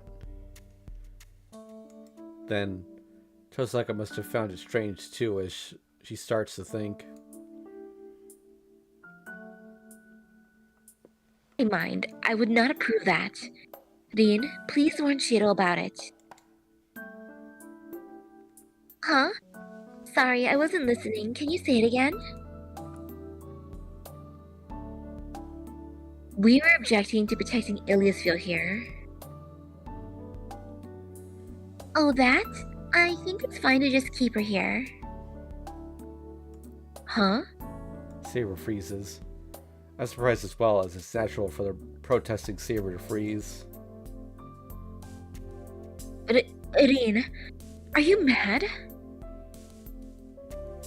No, thinking about it, the risks are the same. They won't change whether we leave Ilya by herself, keep her here, or let her be in the care of the church. No, actually, it's better if other masters come here after Ilya. In your current condition, you won't lose against all the other servants combined. That'll be a fast way to end the Holy Grail War. And that's what you want too, right, Saber? Well, that'll all change if you think you'll lose to the other servants. Of course not. You should understand my current state. As long as Shido is my master, I shall not know defeat.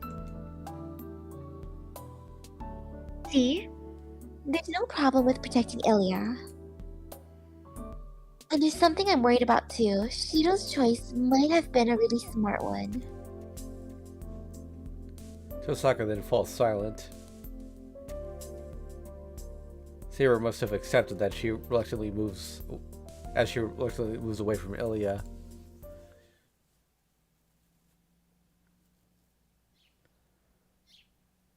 Finishing breakfast, we go to the dojo. So yeah, I think Ilya joins even if you pick the other option. So that's why it doesn't matter. Tosaka is back in her room and Saber is with me. As for Ilya... Hey, are you really going to be training? She's right beside me, following me to the dojo. I thought I could play with you today and was looking forward to it, but Saber's here. It's cold here, and it's boring. Well, it's naturally boring for Ilya. After all, training isn't a fun thing to watch. Hey, let's go back to the living room. If you want to be strong, I'll help you. Taking my hand with both of hers, Ilya tries to leave the dojo. But I can't compromise on this. No, I can't, Ilya. Training's my daily routine, so I'm going to do it. I'm inexperienced as a magus, so I have to be able to fight a little at least. I'll be able to protect you if I train, right? I'm the one who decided to protect you, so I have to at least do this much. Yeah, that might be true. But I don't mind not being protected by you. You're my Oni-chan, so all you have to do is be with me. Nope, my persuasion failed. Ilya pulls at my hand. Saber is watching us silently. Her stare is rather painful. She must not approve of Ilya yet, and I think she's acting too bluntly. Our eyes meet. Good, I'll have Saber convince Ilya. I'm telling you no. Tell her, Saber. Training with you is our daily routine. Nothing for me to say. It is you that brought Ilyasil here. It is your role to persuade her, and it is not within my obligations. Something's wrong. I don't know why, but could it be that she's really mad? Oh, so Saber understands. You don't have to train. There are only weak servants left, so you don't need to do this sort of thing. Come on, Cheeto. Let Saber take care of the other masters, and we can play outside. Whoa. Lose my balance and take a step towards the exit. Hold on. No, let go of me, Ilya. I won't listen even if you complain to me. I won't skip my training, and I'm going to keep on training. I know it's boring for you, but I like it. If you don't like it, stay in the living room. I shake her off violently.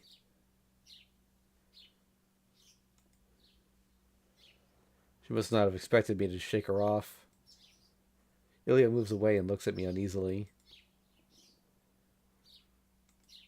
Crap. Even if I have to get her off me, there must have been a kinder way to do so. Sorry, Ilya, that was too rough of me, but I can't stop my training. I'm sorry to leave you alone, but can you stay in the living room for now? Ilya starts to walk away without saying anything.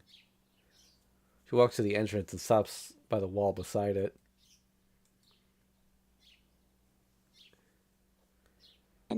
I'll watch from here.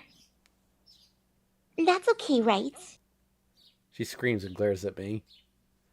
Well, I don't mind, but it's cold there. It's cold here. The living room has tea and snacks.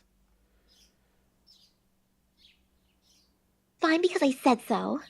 Heh. I won't leave Saber and Shido alone together. Saying something strange, Ilya looks away. Well, okay. You can go back to the living room if you get bored. I don't understand Ilya's point. But I guess things are settled. I take two knives from the wall and turn to Saber. Then let's start. I might be off since it's been 3 days. Hey, Saber? You seem a bit spaced out. Are you sick or something? No, it's not. That is not it, but Saber looks away from Ilya and shakes her head. So you're fine? Then let's start. Here's your shinai. no, you can throw it to me. It'll be a problem if you carelessly get too close to me. We are training. That's what I'm saying. What are you talking about, Saber? I throw her the shinai. After all, I've never gotten Saber. I've never been able to close in on her, so she doesn't need to tell me not to go near her carelessly. Saber catches the shinai awkwardly and takes an exaggerated deep breath. Then let's start. It'll be different from before, but try to stay calm, Shiro. Looking at Ilya, Saber says so. It's fine. I won't mind who's watching once we start. I ready my shinai and look at Saber. In front of me is the golden-haired girl with the shinai. It fixes my attention only on her. Finishing the training after 2 hours, we enter the usual break. Stopping, I place my shinai on the wall. Phew. Ha. That shows me again. You're really amazing. Nodding, I drink from the kettle. Quenching my thirst and wiping my sweaty neck, my body finally calms down. Hey, that was your training? It just looked like Shiro was getting beat on. Ugh. Ilya says something unpleasant. That's wrong, Ilya. I'm getting beat on now, but it was worse before. Rather, you could say I did well today since I didn't get knocked out. I see. But is that really from your skill? You lost your balance lots of times, but it seemed like Saber was overlooking it on purpose. Ilya ponders. She's sharp. I noticed that too. I don't know whether she was showing consideration for my body or whether she's not up to par.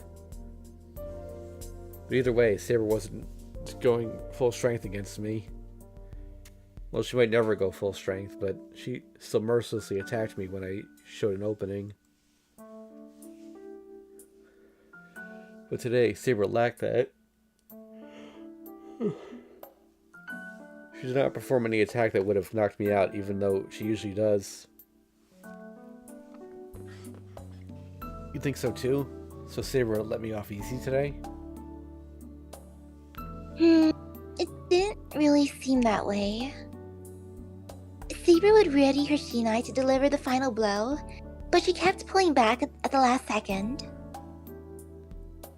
I wonder what that was all about. Rather than letting you go, it seemed more like she was scared of you or holding back.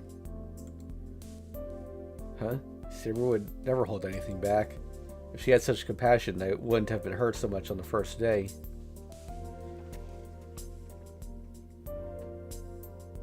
That's right, Saber doesn't hold back during training. I could desperately concentrate on Saber because I knew that.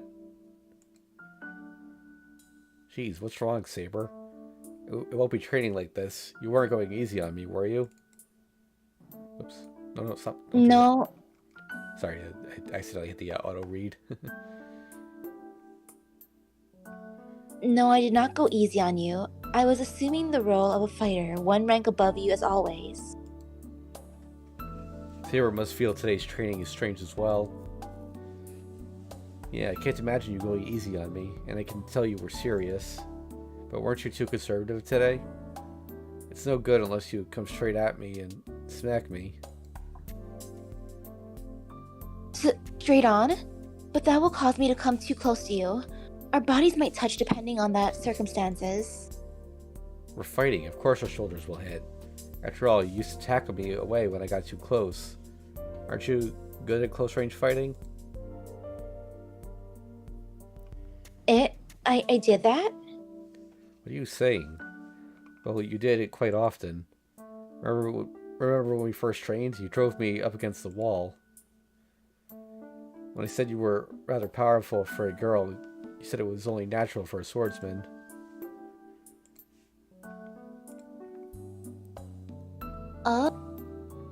Saber is standing there dumbfounded. Saber really is acting weird today, but I have no idea why.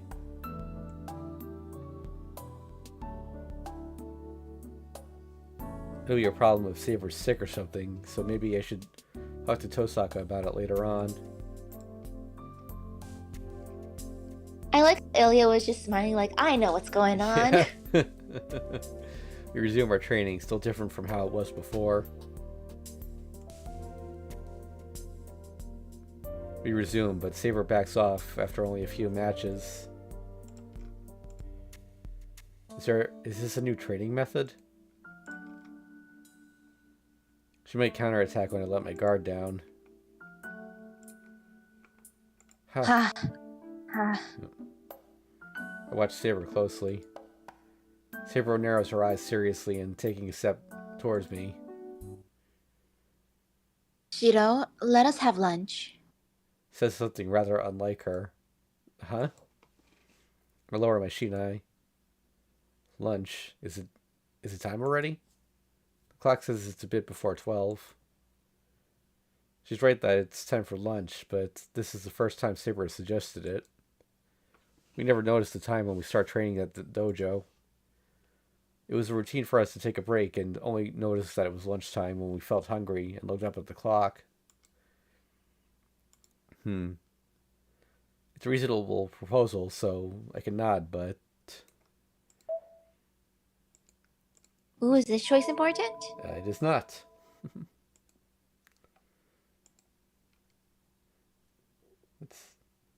I want food.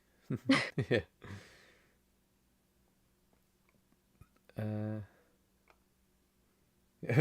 Yes, I was looking at the thing here. At least it's 3 different scenes, but they reconverge, so it's not a big deal. All right, let's have lunch.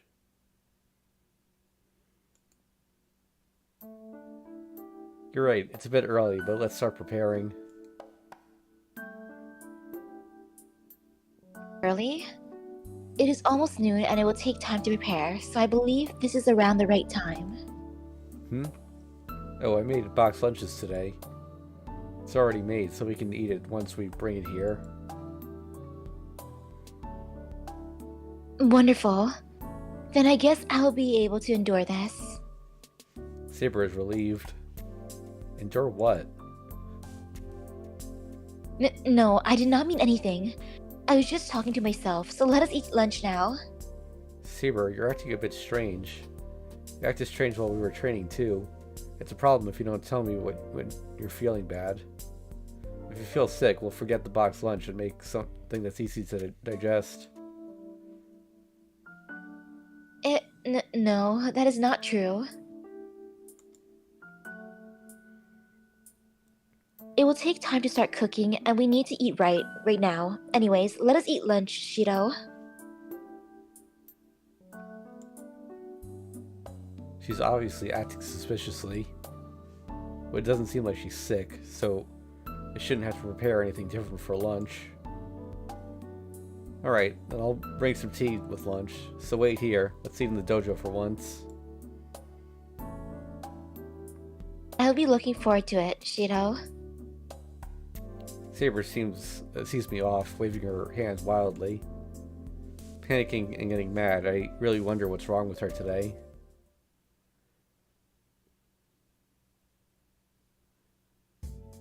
at noon we start to eat lunch. I made a proper meal this morning, so I made a boxed lunch with leftovers. This is... I see. You've put the food from breakfast between bread. Saber admires the sandwich as she eats it. As she is using a paper napkin so as not to dirty her hands, I can sense her elegance even with this kind of lunch. Yeah, I thought this morning as well, but Shido sure is a good cook. I think eating good food is a good thing. On the one hand, Ilya is stuffing in her sandwich full of energy. I don't know if she's out of control or just copying me.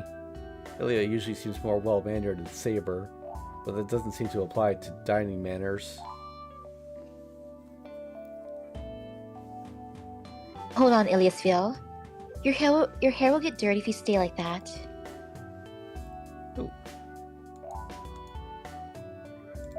Cute. Saber places a napkin against Ilya's cheek. Something like butter must have been on there as Saber is wiping around Ilya's mouth. But what is this? You don't like me, right? Yes, I'm still on guard right now, but I understand people's hearts as well. You bear no hostility and Shido has accepted you as a guest. So I will use minimal manners and...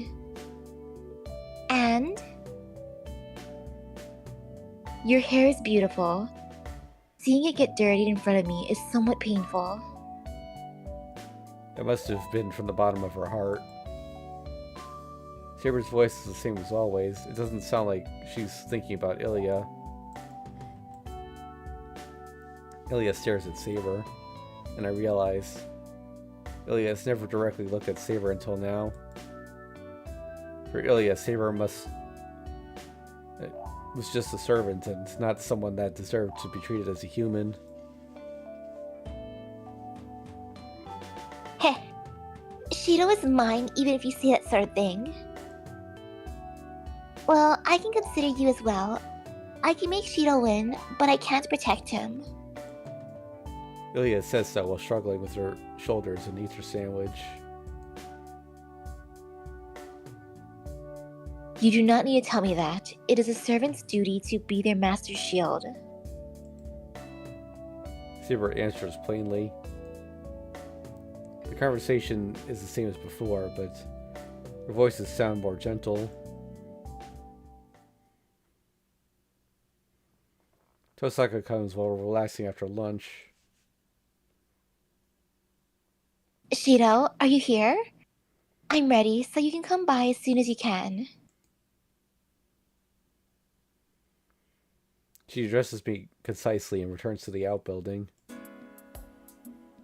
Oh, I forgot about that. I was going to have Tosaka teach me magic this afternoon. As they've never had a proper teacher, Tosaka's magic lectures are more than helpful. It seems Tosaka is still willing to teach me, so I should go seek her as quickly as I can. Sorry, I'll be going to Tosaka's room. I don't know how long it'll take, so you guys can go rest. Kind of sleepy, so I'll take a nap. Ilya goes out of the dojo, rubbing her eyes sleepily.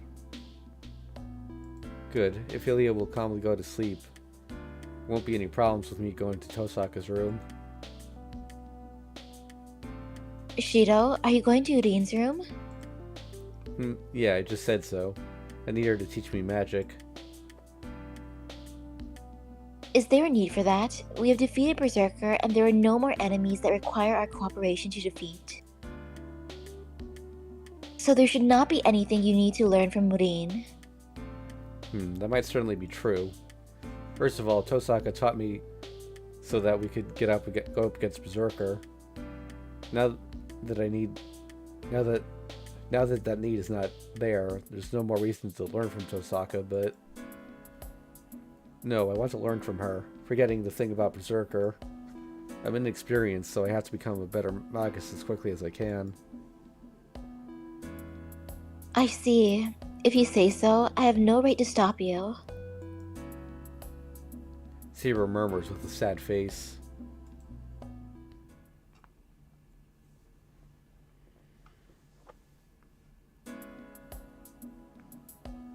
Then I'll start the lecture. But there's something I need to ask you first. Is any part of your body broken? Tosaka asks me a strange question as soon as I enter a room. What would be broken? I'm asking you if any part of your body won't move. You did something as absurd as that, so I know your nerves must be burned up somewhere. Well, I don't really care, but I need to know before I start teaching you. It seems my body should be numb somewhere, according to Tosaka. But I know myself that she's wrong. No, my whole body's fine. The fever and the headache went away after one night, so I'm healthy now. Huh? That can't be true. You projected Saber Sword. That kind of stunt should at least take out one of your arms. I'm telling you, they're fine. Anyway, if I couldn't move, I wouldn't have been able to carry Elia home. The only thing wrong with me back then was the fever and the headache. You're lying. Let me see your arm, Shido. Without waiting for a reply, Tosaka takes my arm and stares at it. This makes my breathing stop. Even though I'm getting used to her, having her this close tenses me up. And on top of that, the assistance reminds me of that night. It's not like I forgot about it, but that was just an emergency illusion. Screen up just in case. I can't stay calm if I recall it. I don't recall it unless something like this happens. That's why I'm able to talk normally if Tosaka acts normal. Hold on, the internet's dying again. Come on.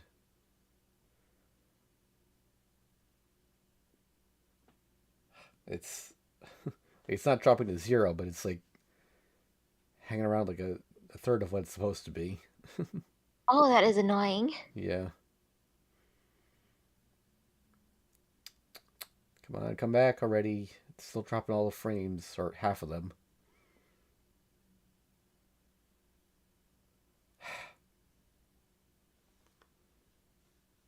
Let me just check the live preview, see what it looks like. Oh, wait, no.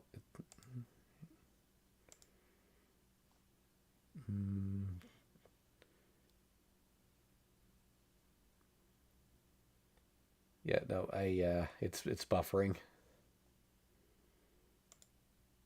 Come on, please, get back on track. Why? Come on, I was doing so well earlier.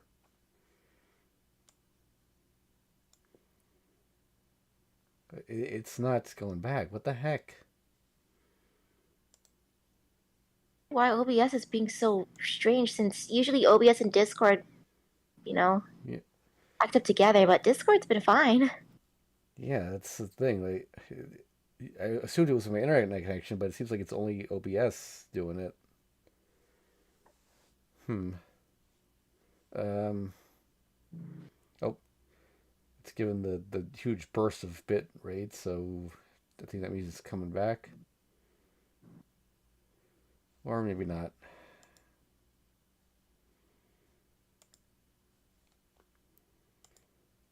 I don't want to do this, but I think I might need to kill the connection and restart. All right.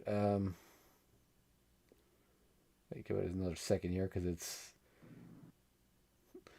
going right now. It says it's doing double what it's supposed to. Uh, Yeah. Okay. Oh, okay. It's going to green. Okay. I think we're back. See if the previews looks alright.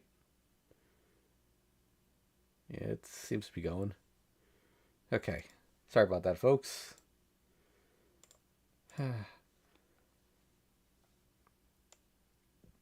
Okay. Yeah, that's why I'm able to talk normally if Tosaka acts normal. But if she comes close to me like this, it's only natural for me to tense up and stop breathing.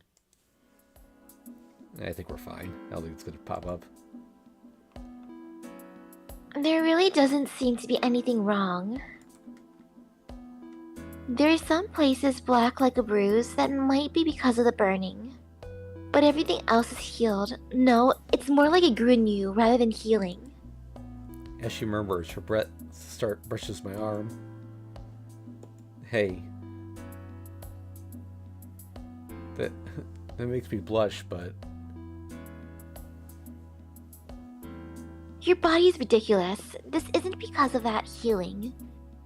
Your healing is definitely caused by some outside force, but I think that this is from your own healing power.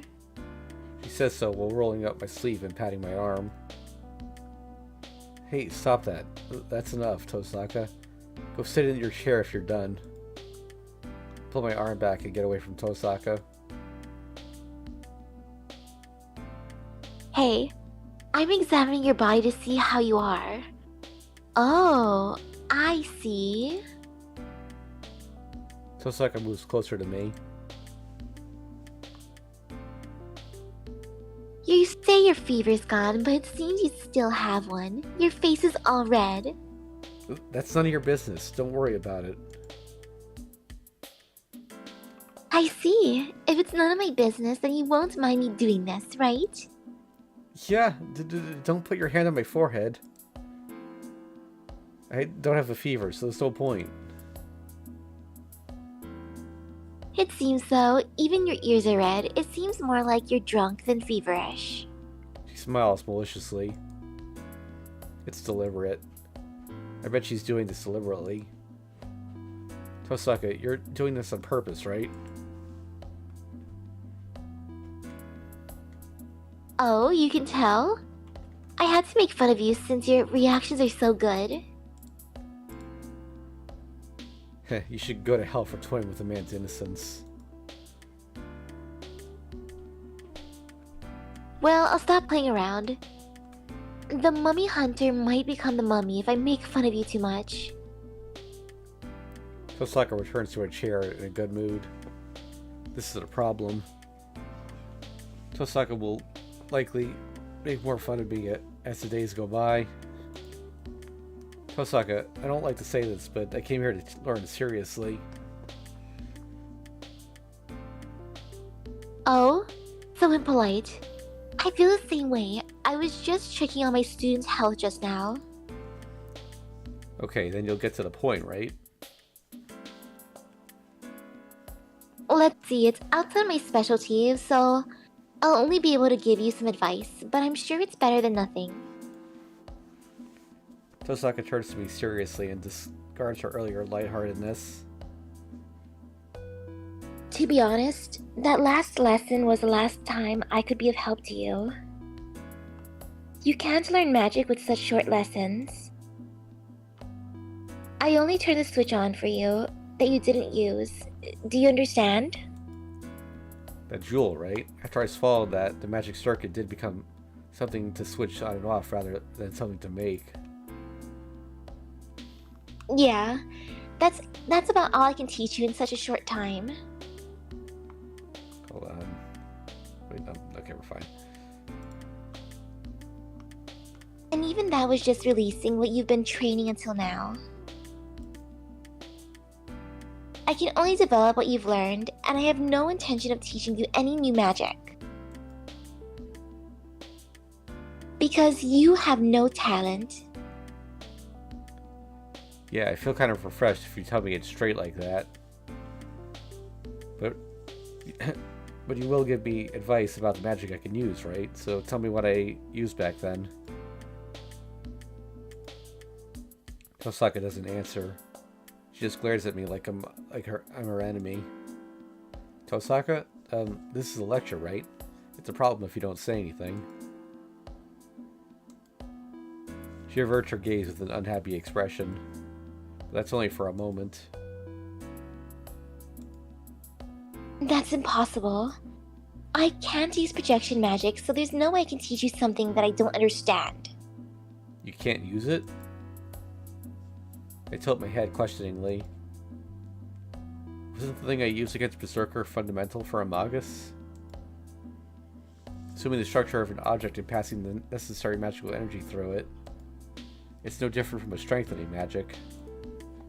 But it's hard to pass my magical energy, an alien element, to an object that's already there. It's like adding paint I consider red to make something redder, but ending up with a different color. Compared to that, it's so much easier to draw using my own paint from start to finish. I can just draw whatever I want. That can't be. That's shit. Oh. Yeah. That can't be true. You must be able to do that. It's easier than strengthening magic. Hey, if you said that to another Magus, they would kill you for sure. What you did was projection, and you completely reproduced a noble phantasm. I've never heard of a faker who could do such a thing. I feel a chill. It's not my imagination. Tosaka is certainly hostile to me. Hey, it's nothing. I had a sense of it since I saw your shed. There's no point in feeling enmity towards Emiyashido now. By the way, Faker was capitalized. Is that like the servant class Faker? Because that wasn't mentioned again until much later in the franchise. Must be.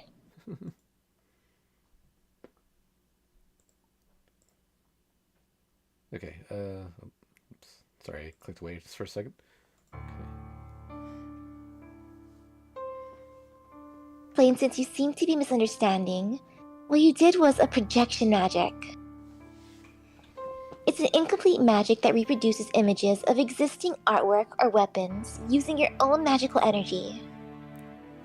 It's usually used as a temporary substitute for ritual items, but it disappears quickly since it's made from an image, and it's naturally recognized as an imaginary object. I can understand that it's a reproduction made out of illusions. I saw Saber Sword in my dream and imagined the golden sword based on it. I don't get it. Magical energy is like clay, so shouldn't it stay around once it takes form, even if it's just an image? True. Magical energy is something that can only exist inside you, right? That's why we pass our magical energy into other things and use magical energy as a star to affect nature. Sure, I can make something like a dagger by mixing magical energy like toffee. But that's it. It's just toffee that's shaped like a dagger. And it will disappear quickly since magical energy taken outside will vaporize. Listen, things made of magical energy will not last long, and they're just shapes. Well, I guess the projection magic takes these things as well as shape, with only shape, and make the ability close to the originals as well. Certainly magical energy has no shape. I can feel it when it's in my body, but it fades and disappears once it goes outside. So no matter how well I make a blueprint in my head and construct something out of magical energy, it's only natural for it to fade away since it's made out of magical energy. Come to think of it, when I first did something like projection, when Kiritsuga first started to teach me, he told me to do strengthening instead because projection was inefficient. You see, projection uses a lot of magical energy. It'll disappear right away when you use it, so it's pointless to make things. Right. For example, you would use 10 magical energy to project a sword, right? In that case, the sword only has a power of about 3 or 4. A human image is full of holes, so it can't reproduce something like that, like the original. In contrast, if you strengthen a sword using 10 magical energy, the power of the sword increases to 20 or 30. and it lasts 100 times longer than projection. You understand? Nowadays, projection magic is only used during rituals. It's just the magic used to prepare a temporary substitute in case a real tool cannot be prepared. It was appropriate for your father to teach you strengthening. You don't have many magic circuits to begin with, so you wouldn't be any different from a normal person if he taught you something as useless as projection magic. I understand that, but then, what was that? The golden sword that I imagined in my head and reproduced seemed to have its original powers. But I guess it was only by chance that I could project Saber's sword. Come to think of it, that sword held ridiculous amounts of magical energy. It's certainly strange to imitate magical energy that's 100 times what I have, huh? That's probably because you're compatible with swords. Magi each have an attribute, right? I think it's swords in your case. Attribute? You mean elements like fire or water?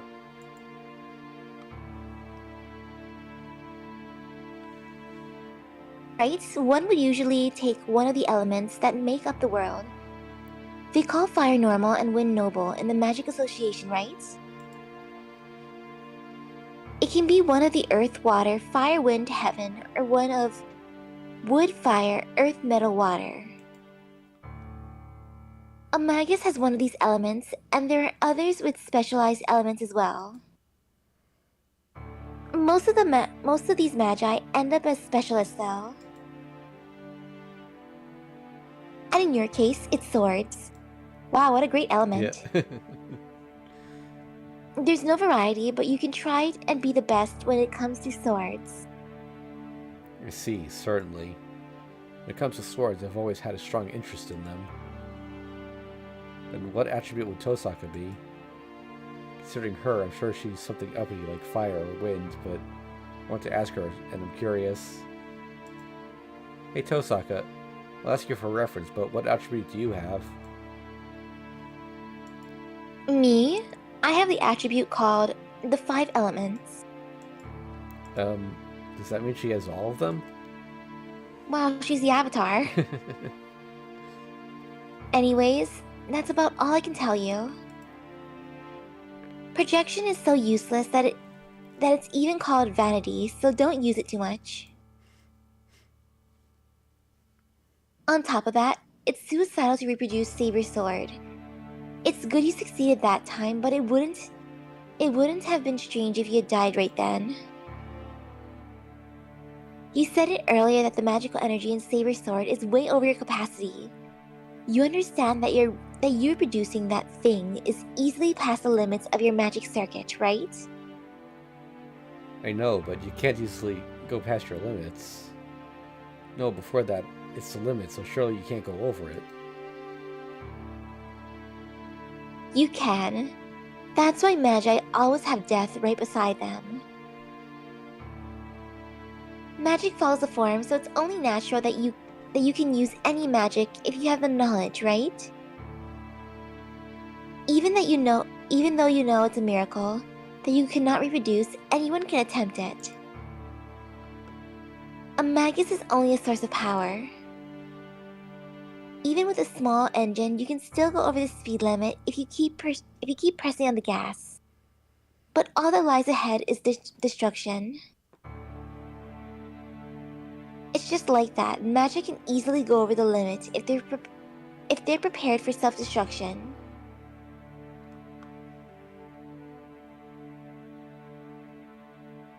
Burning up the magic circuit and running out of nerves, but if you keep on turning the magical energy, you'll reach the miracle.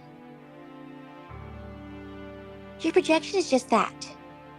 Your body was burning after the battle because your nerves are burned out. That's the price you paid for using magic beyond your level. After doing that, it would be natural for you to lose an arm or two. Or maybe your skin turns darker and your hair turns white. That is actually the canon reason for his change in appearance, by the way.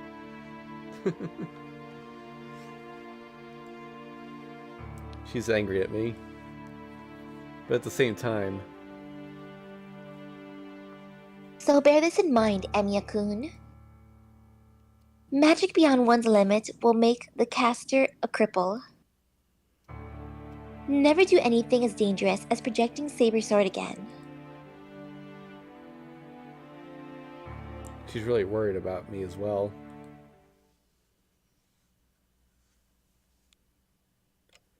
After warning me, Tosaka hands me some strange medicine. It's useless to tell you not to push yourself. It'll probably just be a little comfort, but at least take some painkillers, just in case. If it works well, it might heal your bruised skin as well. Saying that, she prepares a light green powder for me. I drink the medicine with tea. Tosaka rummages through her stuff and tries to prescribe me another medicine. Well, I feel sorry for Tosaka rummaging through her stuff, but I'm bored just sitting here, so I should...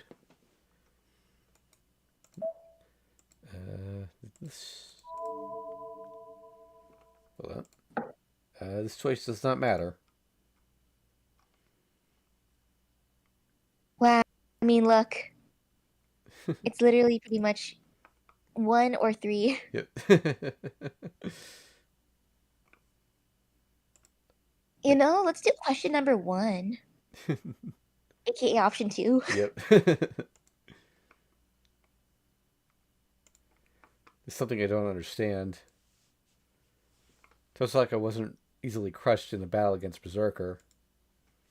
Wonder what kind of trick that was. Hey, Tosaka, can I ask you something about yesterday? What? I'm busy, so make it short. Yeah, you got grabbed by Berserker, right? I was wondering how you survived. It doesn't look like it, but do you really train your abs?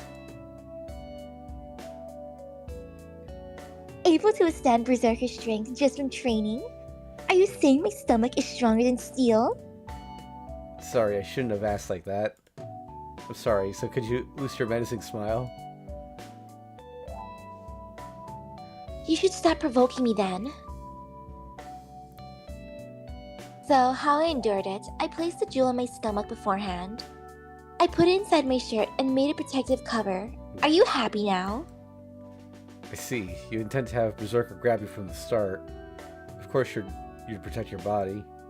But Tosaka, then your jewels are... They're gone. I used one on Saber, 3 to draw Berserker's attention, 5 to blow his face off. And I used one to protect myself. I saved up for more than 10 years, but I used them up just like that. And even using most of them, I couldn't defeat Berserker. She sighs, wondering why she doesn't regret using them. What's done is done. She knows that the important thing is not what she lost, but what she will gain from now on. I see. That's too bad, Tosaka. Thanks, well, I'll learn from it, and make a jewel that'll let me win by myself next time. She says so simply. As she says, I bet her words will come true. Because of that, I realize our battle with Berserker ended in victory because Tosaka was there. So, after she makes me drink various medicines, she makes me practice simple strengthening to check on my health. By checking if there's anything wrong with my body, by channeling magical energy through it, and so on. Tosaka is more like a doctor than a teacher today. Right, there doesn't seem to be any problem. You don't need to come tomorrow. Huh? I'm surprised. That means... It's only natural. There's nothing I can teach you in this situation. If you want to learn magic, you should do so after this war is over. And Archer isn't here anymore, right? My cooperation with you is finished. What? Being told that, I finally realize. From the beginning, we cooperated to fight Berserker. Berserker is gone and Tosaka lost her servant. So, this should have already ended yesterday. Then what are you going to do now? Will you go to Kotomine? That would only be natural. Tosaka and Kotomine are close, so it should be fine for her to request his protection. Why? I won't go there when I haven't lost yet. It's not like I can't fight because I don't have my servant anymore. And it's not like me to quit this halfway. Once I decide to fight, it's my responsibility to see it through to the end. As if it's only natural. Tosaka says it confidently. I'm stunned. No, I'm surprised.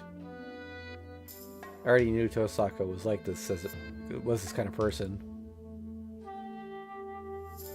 She really is firm and amazingly selfish, so fascinatingly brilliant. But what will you do? Are you going to continue by yourself? There are still masters and servants left. Yeah, gather information here for a while. I have to resume my research about Ryudo Temple as well.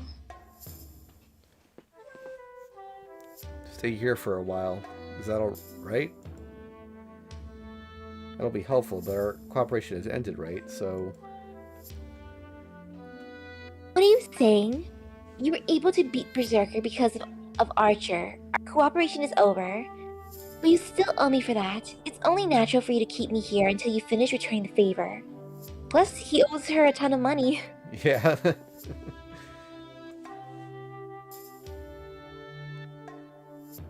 I told you I'm responsible right now, right to the very end. We became student and teacher, even if it was a short while.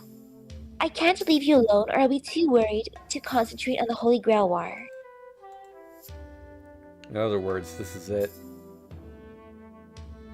It feels like ages ago, but Tosaka Rin and Emiya Shiro admired...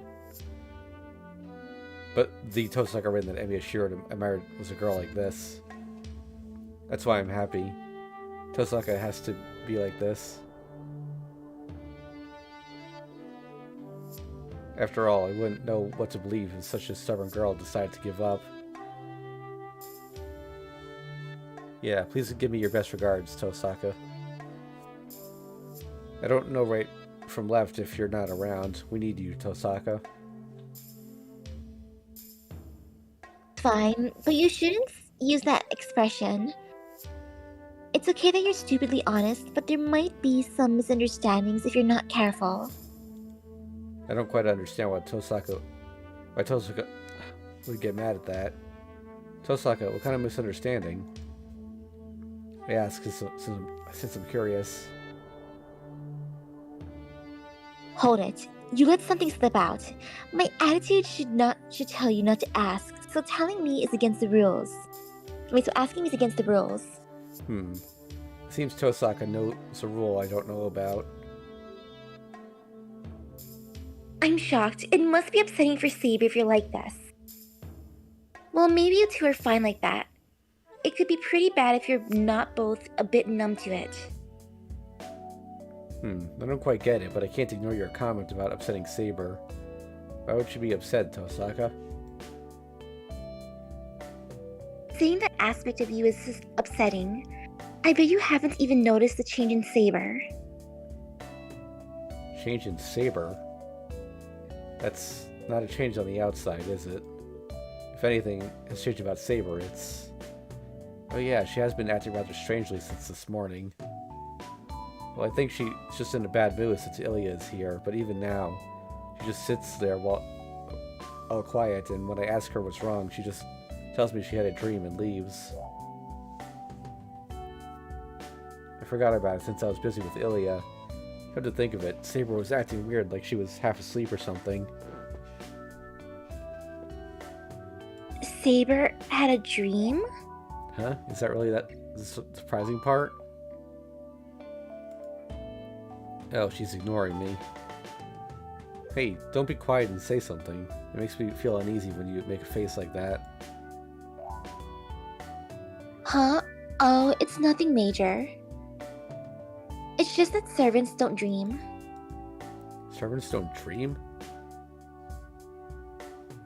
That's right, servants don't have dreams. But if they say they saw one, it wasn't a dream.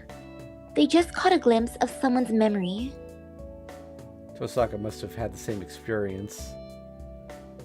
She says so with a coldness totally different from her earlier cheerfulness.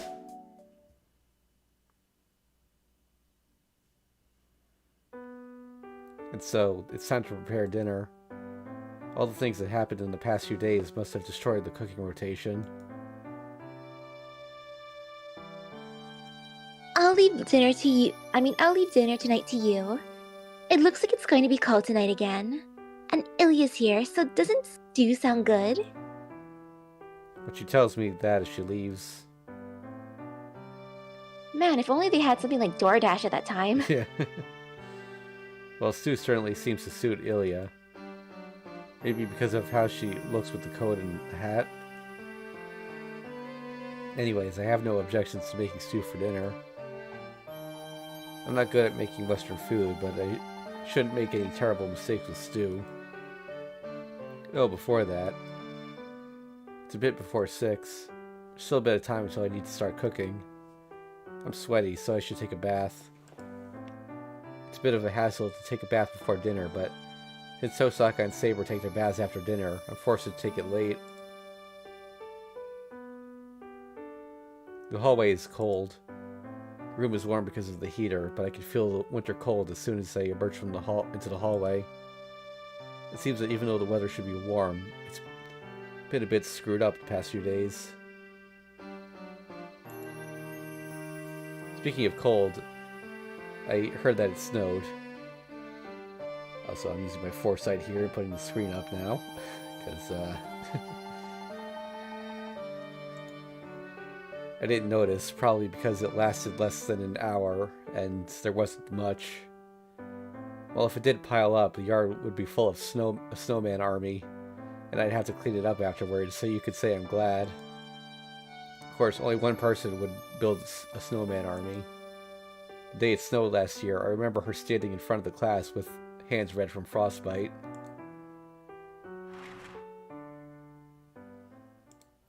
I was going to take a shower, but the bathroom was quite hot already. Shiro? The sound of water. As soon as my gaze moves to the bathtub.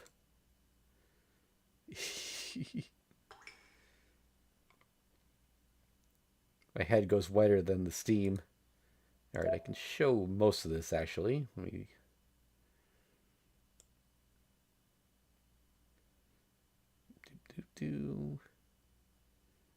Yeah, we could... The water's transparent and we can see our nipples above the water, so... Okay.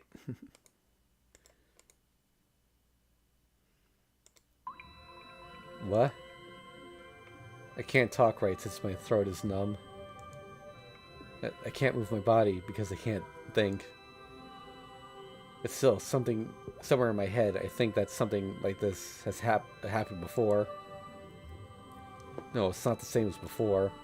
Saber was naked last time, but I was fully clothed.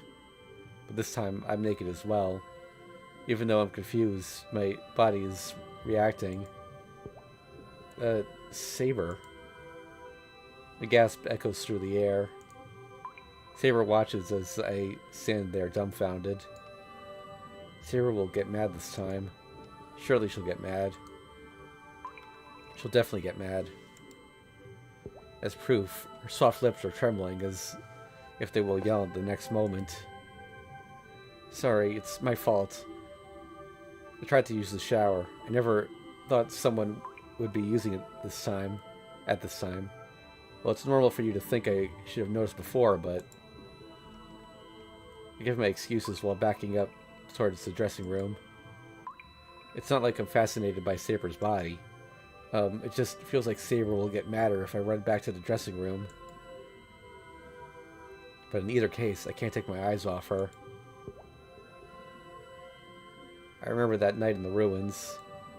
Then I merely desperately felt Saber's skin. I couldn't see Saber's body in the dark. I only remember her warmth and her sensations. Is that why? Is that why I think the body I once obtained is so beautiful? Anyway, I'll talk to you later. I reach behind me, searching for the door. Then... Oh, changing expression. Excuse me, Shiro. It's a selfish request, but would it be possible for you to stay away for a while? Let me show the new face here. She's looking a little embarrassed.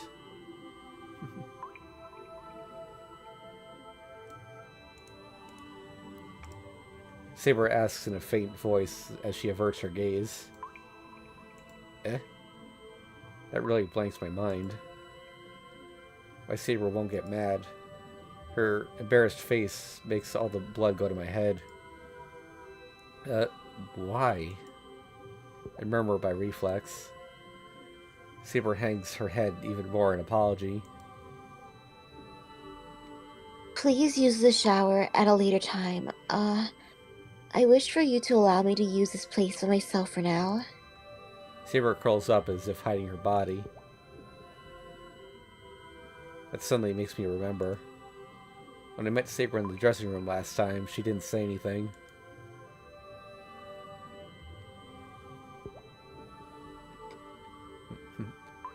The sex of a servant is of no concern. She was the one who said that, with no concern for her nakedness. Well, hold on. My head is spinning and I can't quite make it work. Come on, work. So, you're not mad? It's only natural for you to wash your body. I do not restrict my master's actions to that degree. I understand. In other words, Saber thinks nothing of being seen naked. So it's only natural that I'm here. And the bath is a place to wash your body, so it's natural for me to be here. Saber being here also is of no concern. That's helpful, but I think it's wrong. But then that would mean I can use the shower right now.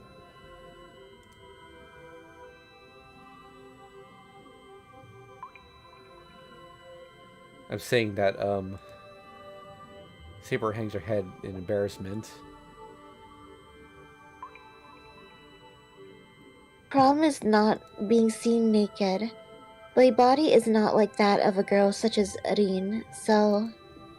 Saber blushes even more and finishes with difficulty. I do not want you to look at me. Such a muscular body must appear unsightly to men. Muscular?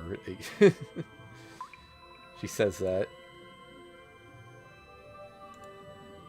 I almost faint for a bunch of different reasons. That's stupid. Don't be... If I finish, I'm sure I'll go crazy. Saber's body is not unsightly. She claims her body is rugged, but I was never worried about that. Of course, her body is trained compared to Tosaka's, but still, I think Saber's body is really feminine. Shiro, so I wish for you to leave me alone for now.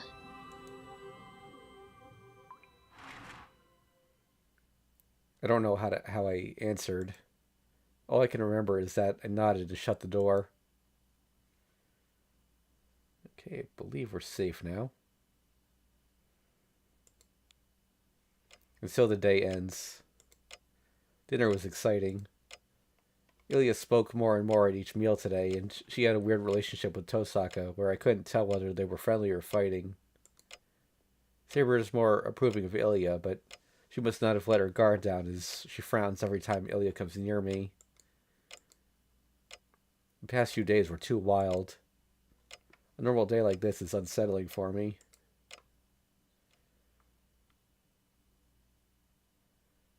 I go out to the yard quietly. It's a bit before midnight. Under the cold moonlight, I walk, leaving traces of white breath behind me.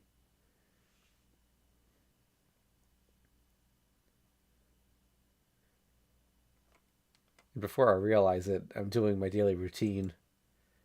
I'm being taught by Tosaka, so there's no need for me to train here now. But still, I sit on the cold ground and check the thing within me. It's not that I feel uneasy about my skills. This is just a jinx. I've been doing this for years now, so it doesn't feel right unless I finish my day here. Trace on. Today's training is more heated up than usual. Tosaka told me not to use it, but I can't obediently agree with her. If I can make this projection thing mine, it'll be a powerful weapon, and I'll be able to help Saber better. Besides, I still have that heat in my body. The night at the ruin. The battle in the forest filled with morning mist. The golden sword I made. The remaining heat is still in my hands. And my heart wishes it to start burning again when I try again. Creation concept, analyze. Reproducing it is easy. My mind was jumbled up back then because I was desperate, but I can perform only the steps I need now. No, from the beginning there was only one. There was only one to guide Emiyashiro. The pronunciation is the same. Just change the self-recognition and it will become an original spell. Basic structure, analyze. I understand how dangerous it is without needing for Tosaka to tell me. As a magus, Emiyashiro must not associate himself with projection. Something that's beyond me. A venture beyond one's capabilities will eventually be paid for by death. All cut. Clear 0. I erased the blueprint I was drawing. On the other side of the door, as if hiding the blue moon, Saber approaches.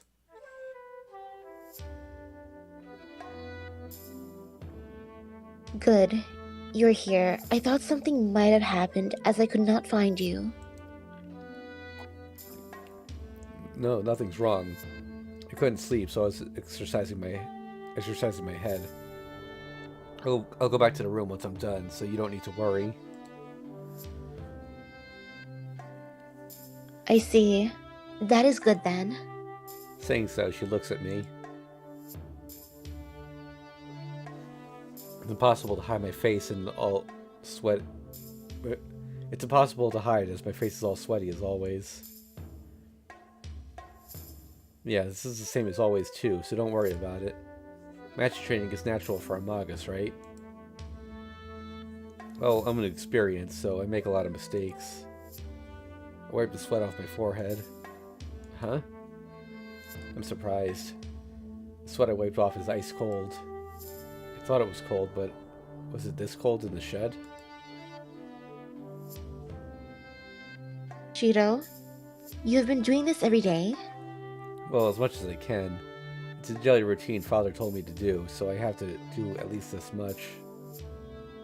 Replying, I regret that I'm bluffing. This is my daily routine. I wanted to boast to Saber by saying that. The training at the end of the day is certainly no trouble for me, but it was never easy for me either. Saber doesn't say anything. Behind her is the moon. Slanting rays of light enter the shed, covered in blue darkness. This is like reproduction of the night I met her. Saber, Tosaka said something. As soon as I think this is like watching a dream. Is it true servants don't dream? Without realizing, I ask her that question. No, we do not have dreams. As we are spiritual, we do not sleep. I have to sleep because I cannot go into spiritual form. But even I cannot dream. But this morning you said you did. A small silence. She closes her eyes and looks at me with a gentle face as if she's determined. Saw was your dream, Shiro. Master and servant are mentally connected as well. If our connection becomes stronger, things like seeing the other's past might start to occur. And this is why so many interludes in FGO involve going into servants' dreams. dream, you mean my past? Yes, I knew it was a deed that steps into your mind, but I could not refuse it. Please forgive me, Shido. Idiot. That goes for me as well. Saber's past. I've seen the days before she became a servant many times. Idiot, that's not your fault. You can't help it if you dream about it.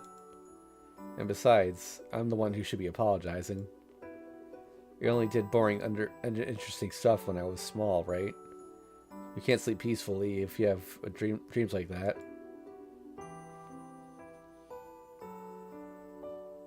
No, I only dreamt this morning. It was not a recent event, so it does not invade your privacy as a man. Saber comments honestly. But private? Well, I've done some ordinary stupid things, but... That's good. You said it wasn't recent, so when was it from?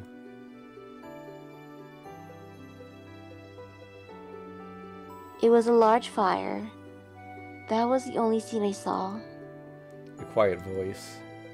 Her gentle eyes tell me what she saw. I see. So she dreamt about that. I see. That's, should I say unfortunate? It's like going to a movie theater to go see a movie you know, but going into the wrong theater and seeing something completely different.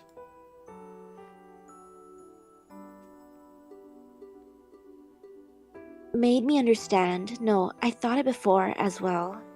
You have a dangerous side to you. What do you mean by dangerous? Well, I'm sure all aspects of me look dangerous from your view. That is not what I mean. Shiro, you're like me. That is why I can tell you what you have done wrong. As I'm the same, I can tell what will happen to you if you continue on like this. I haven't done anything wrong.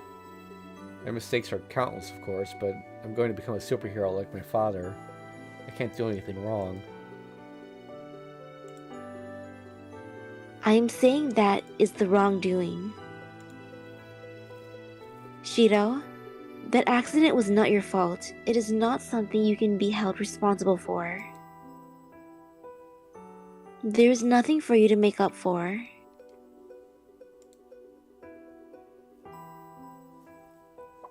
Of course.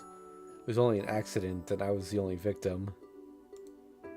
I was only a victim. Well, certainly there have been times when I felt guilty about being the only survivor, but... Rin said so before with your self-devotion. That your self-devotion is abnormal. I feel the same... Oh wait, no, it's her. Oh, it's her. Okay. Rin said so before that your self-devotion is abnormal. I feel the same way. You do not try to save others at the cost... you do not try to save others at the cost of your life. You simply do not consider your own life at all.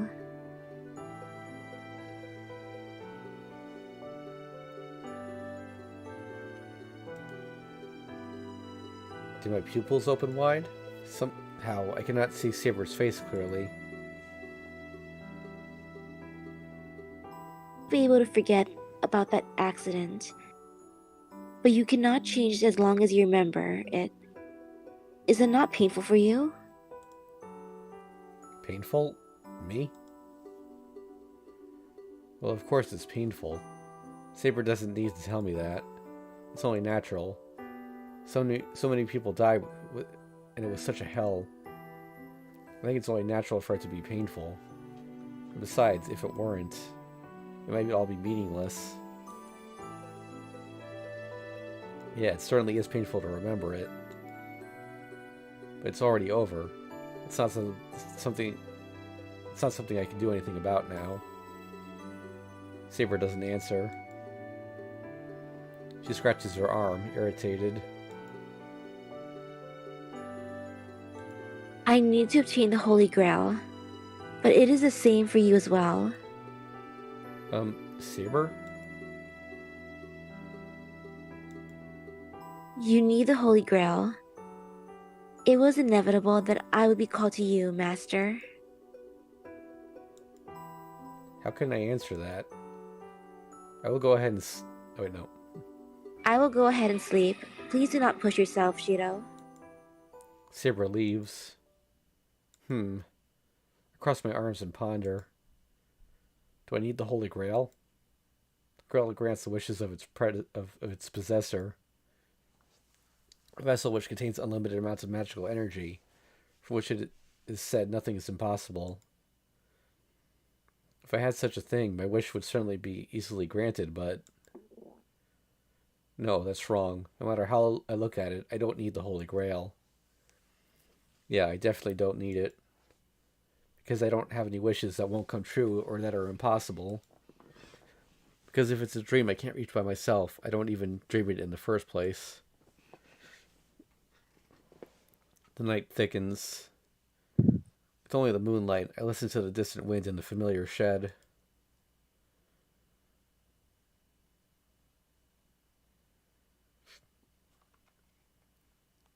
Infinity Arms. I'm just seeing where we are on the flowchart.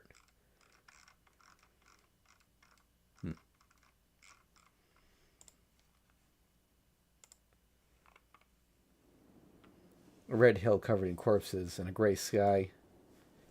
The heavy clouds drifting away announce the end of the battle. I know this scene. This is a scene I've seen many times already. This is one of the battles Saber experienced. These are the remains of a battleground so familiar to her, as she is always victorious. After this, she will return to her castle. The people will celebrate her victory, and they will prepare for the next battle. This is her everyday life. This is but one of the 12 great battles she has gone through. That's why she does not bear any memories of the victory, but merely accepts it calmly. I think about such random things. That is not a dream, just a cold truth that cannot be changed. From the moment she drew the sword from the stone, she was not human. After becoming the feudal lord like her father, she became a king with many knights. She was called King Arthur, or Altria, and the girl who had tried to become a knight had her life turned around. No. It's more correct to say that it ended.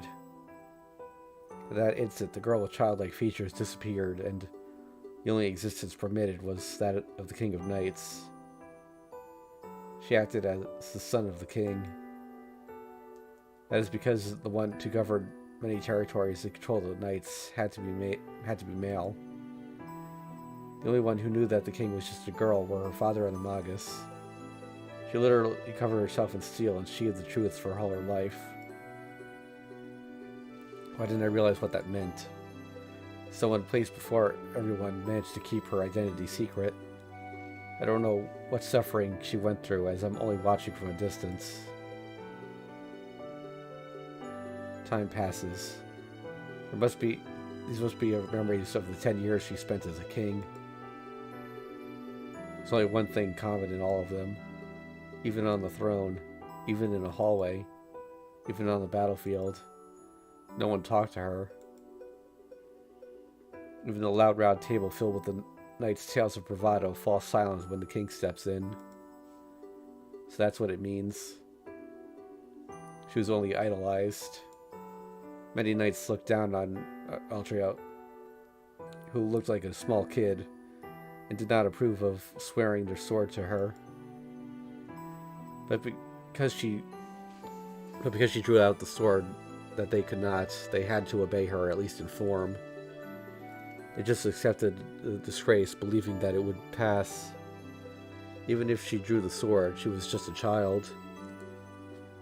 Even with Merlin's help, she will fail soon enough. When that happens, they need only to take the holy sword away from her and reselect the king. That's what most of the knights thought. But the results were different. The knight that just entered adulthood was a king without flaw. She brought the peace of the fighting lords, and it immediately fought off the invading enemies. Of course, it wasn't because of her power of the Holy Sword. But the Holy Sword only protects the king. It is the king's power that protects the country. And in that, she suppressed the knights with results. The projection of the Holy Sword works only against enemy swords. Protection. It does not help rule over people's hearts. She worked hard to be an ideal king. And so the knights had to follow their king from their heart. They surpassed their dissatisfaction with the young king, as they saw he was perfect. She tried to be an ideal king. Being an ideal king was the condition of their support. There was no room for the human Altria. The girl determined to be king. The great knight who pulled out the Holy Sword, who did not age from the moment on, and who won 12 great battles. The more perfect she was, the more people kept away from her. The longer she stayed that way, the more isolated she became. That was her true identity.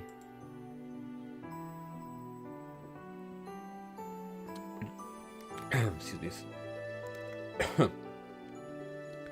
But she still... Oh, sorry.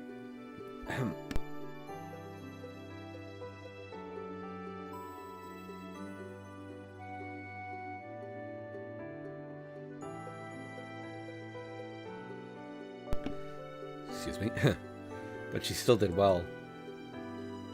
No, she did too well. She defeated her enemies efficiently and minimized the victims in battle.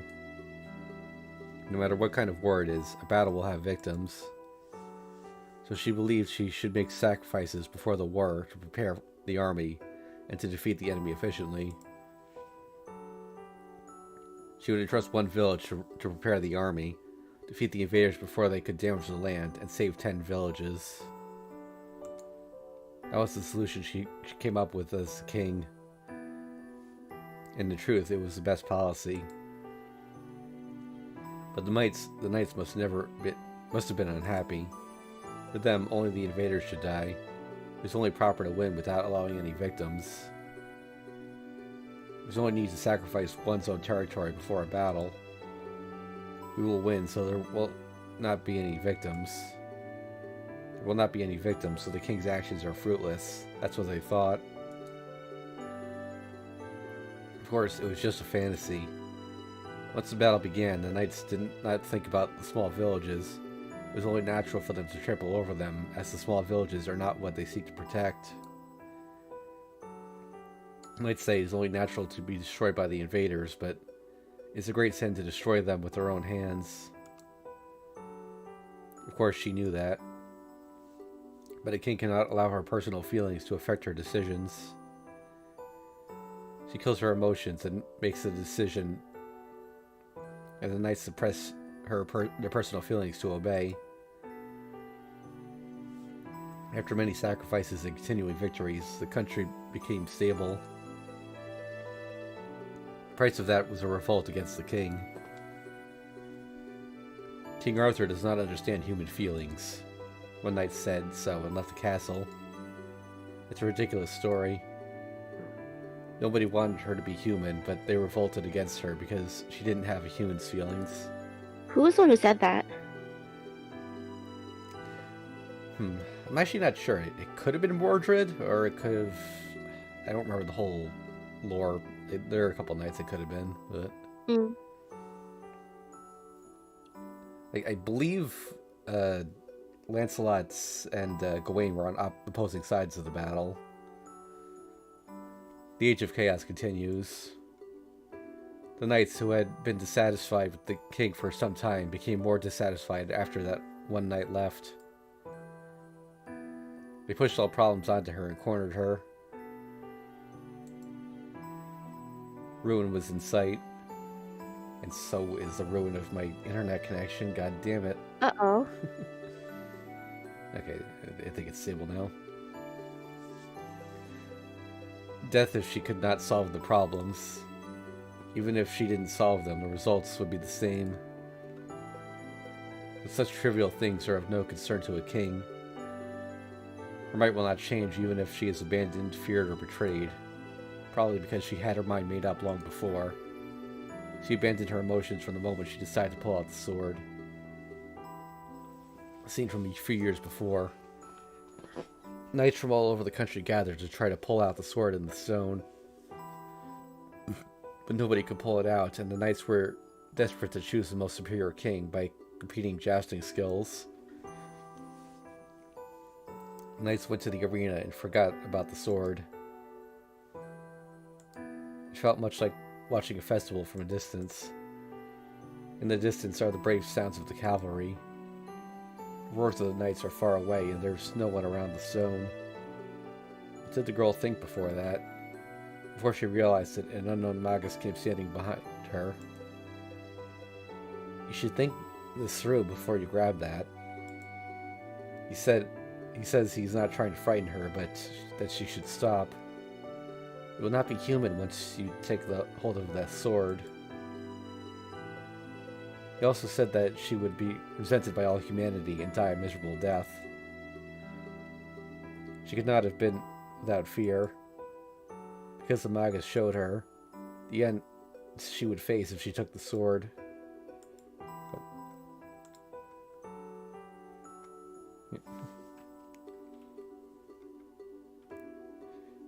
But that just made the girl more determined.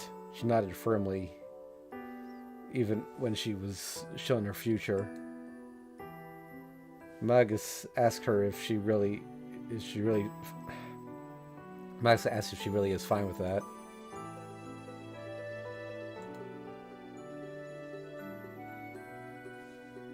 That's her line.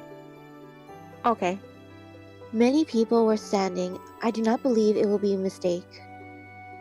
Many people were smiling. She takes the sword. The magus turns his back. A miracle has a price. In exchange, you will lose the thing most important to you. And leaves those prophetic words. That's right. The girl only wanted to protect everyone. But to do so, she had to throw away the emotion of wanting to protect people. Because one cannot protect a country as a king if one has human emotions. She accepted it and pulled out the sword. She accepted it and swore to live as the king. So her heart would not change even if she was abandoned, feared, or betrayed. She threw away her heart. The young girl decided to protect in exchange for it. Who would ever know of such a sublime oath? She chose to fight, no matter what. She still chose to fight, even if there was inevitable solitary ruin waiting at the end. And the end was this: the Battle of Kamlan. One knight usurped the throne while King Arthur was on a campaign. Her country split into two when the war began. In the legend, it is said that the knights and chivalry were utterly destroyed. She slashed away the knights that once followed her and attacked the land she once protected. The knights who sided with her died, and her body was crippled. There was nobody around her. That's normal. Nothing has changed. The only thing in her heart is her pride as a king. She knew of this end, but she still ran through her life because she believed something came of it. That's why she has no regrets. There is one regret. It's that the country is in ruin. She raised her eyes. She might be able to see the distant castle from this hill. That's all that remains of the battle. A deep forest and a lake she must return to. Yes, the hill she ran through is now a wall she could not climb over. Strength escapes her shoulders, and for the first time the girl lets go of the holy sword by her own will. And that's the end. It's only natural for the dream to end there, because that is the end of her memories. So this is one end that cannot be changed. She worked so hard. She was resented, and she was betrayed. No one ever realized that she loved the people more than the country, and she was always a merciless king. She was never rewarded or understood. On the Red Hill of Swords, the solitary girl who was always betrayed is about to face death.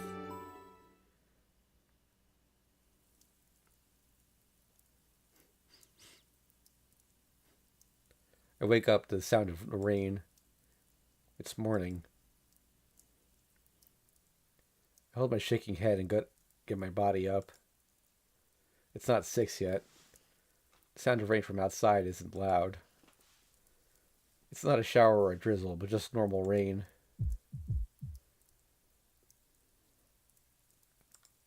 I rattle my teeth at the sudden headache, but it only lasts for a moment. Neither the pain nor the image that pops into my head lasts long. But that scene is more than enough to wake my brain up. That dream. No, I don't even need to confirm it. That was Saber's past. It was the end of her life that happened a long time ago. That cannot be changed. Before I realize it, I'm gritting my teeth. It's making a sound. Somehow I'm really angry. I grit my teeth loudly and suppress the urge to have a fit.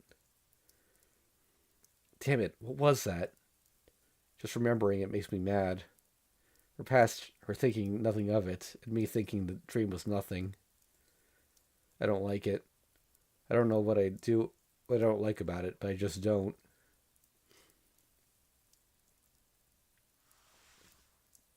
I hate it. I don't want that. That life was unfair, no matter how you look at it. Such a life is wrong. She only wished for others. She did not wish anything for herself in return. She worked so hard, but nobody knew about it. That pisses me off. It's just too unfair to her. That's right. If she worked harder than anybody else, she should be rewarded the most. She has to be rewarded for all the things she's done. But what can be done now? Can I just tell her she did a good job? Praise her that she was great? Of course not. Such easy words won't fix anything. I know, there's only one answer. That's right. If she's to be rewarded, her life must be repaid. The girl called Altria has to become happy in proportion to how much she has fought. But what can I do? The train of thought stops there. I don't know how to make people happy. That makes me realize my own distortions. I've been living trying to be a superhero, but all I've been doing is lending people a hand. I believe everybody around me would be happy if I helped others like that. No. I couldn't move forward with pride unless I believed that. Helping someone and saving someone are essentially different.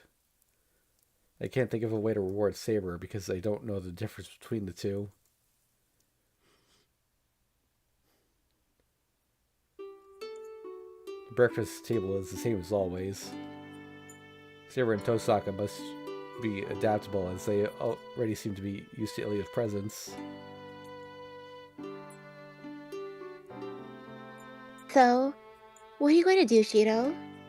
There are 3 masters left. It's not like the Holy Grail War. It can go on forever, so you should start acting. And it's pretty pitiful to always give others the initiative.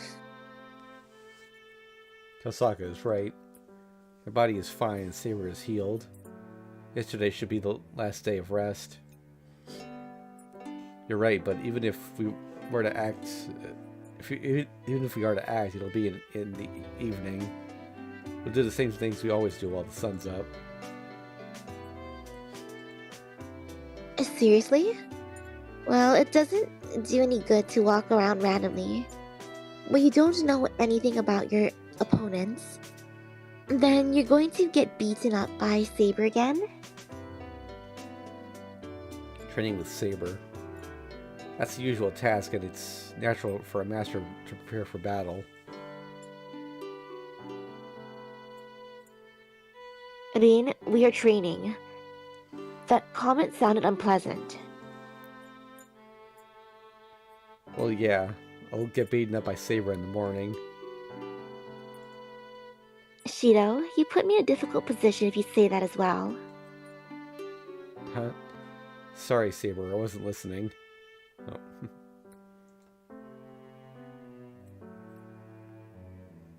I am speaking of how rudely Rin talks. Honestly, what is going on, Shido? You do not seem well today.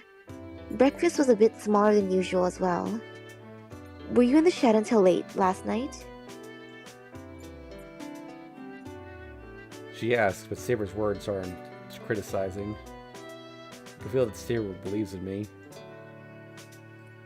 That's why it's even harder to look at her now. If I do, the image of that hill pops into my head. Huh. Fine. I shall drive some energy into you later. So we will train in the dojo today as well. Is that the plan, Shido?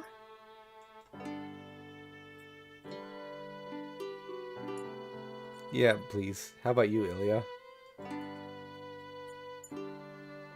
Me? I'll do the same as yesterday. Oops. I don't like getting wet in the rain, so I don't want to go outside. I see. That's a big help. I want you to stay in the house as much as possible. Going outside is too dangerous. Oh, hey Kazu, how you doing? Yeah, I'll consider staying with you if you cook boxed lunches like you did yesterday. It seems Ilya liked the box lunch yesterday. I'm a bit embarrassed that she's content with such a small thing, but I'm happy that she's happy.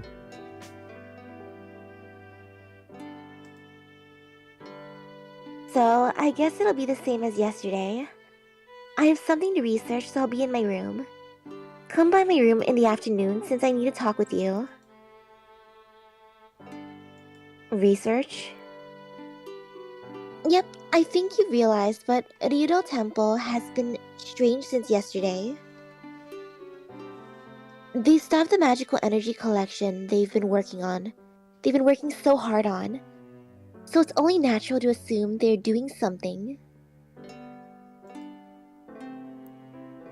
Well, it seems the master at the Ryudo Temple is the most troublesome one.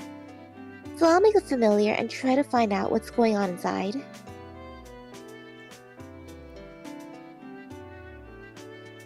Then, should you not concentrate on the search? I do not think there is a need to take time off to teach Shiro. Hold on, internet again. Going in and out, just give it a second. Oh my god, please.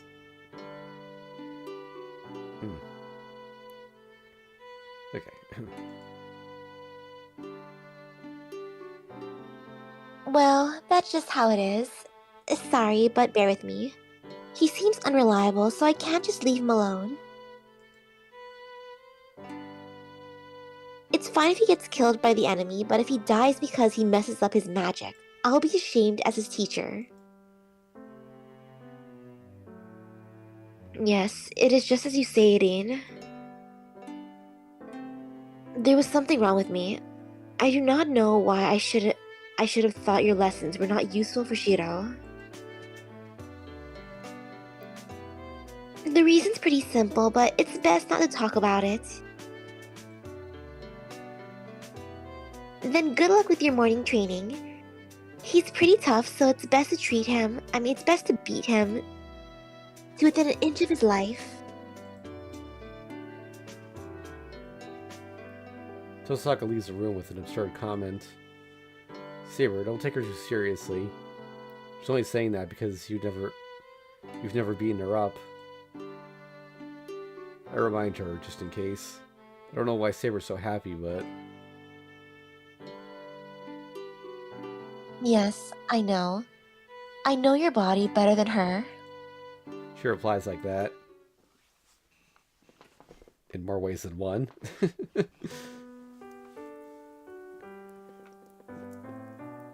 is wrong.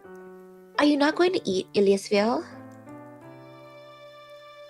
You have not eaten a third of what you ate yesterday. No, I just can't eat this. I can't eat spicy food.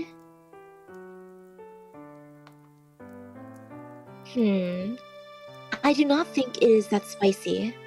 The spice is very good with this chicken. I don't like mustard. Just eat it for me. I'll eat your strawberries instead. Yeah, I don't like mustard with chicken. It's fine on a burger, but,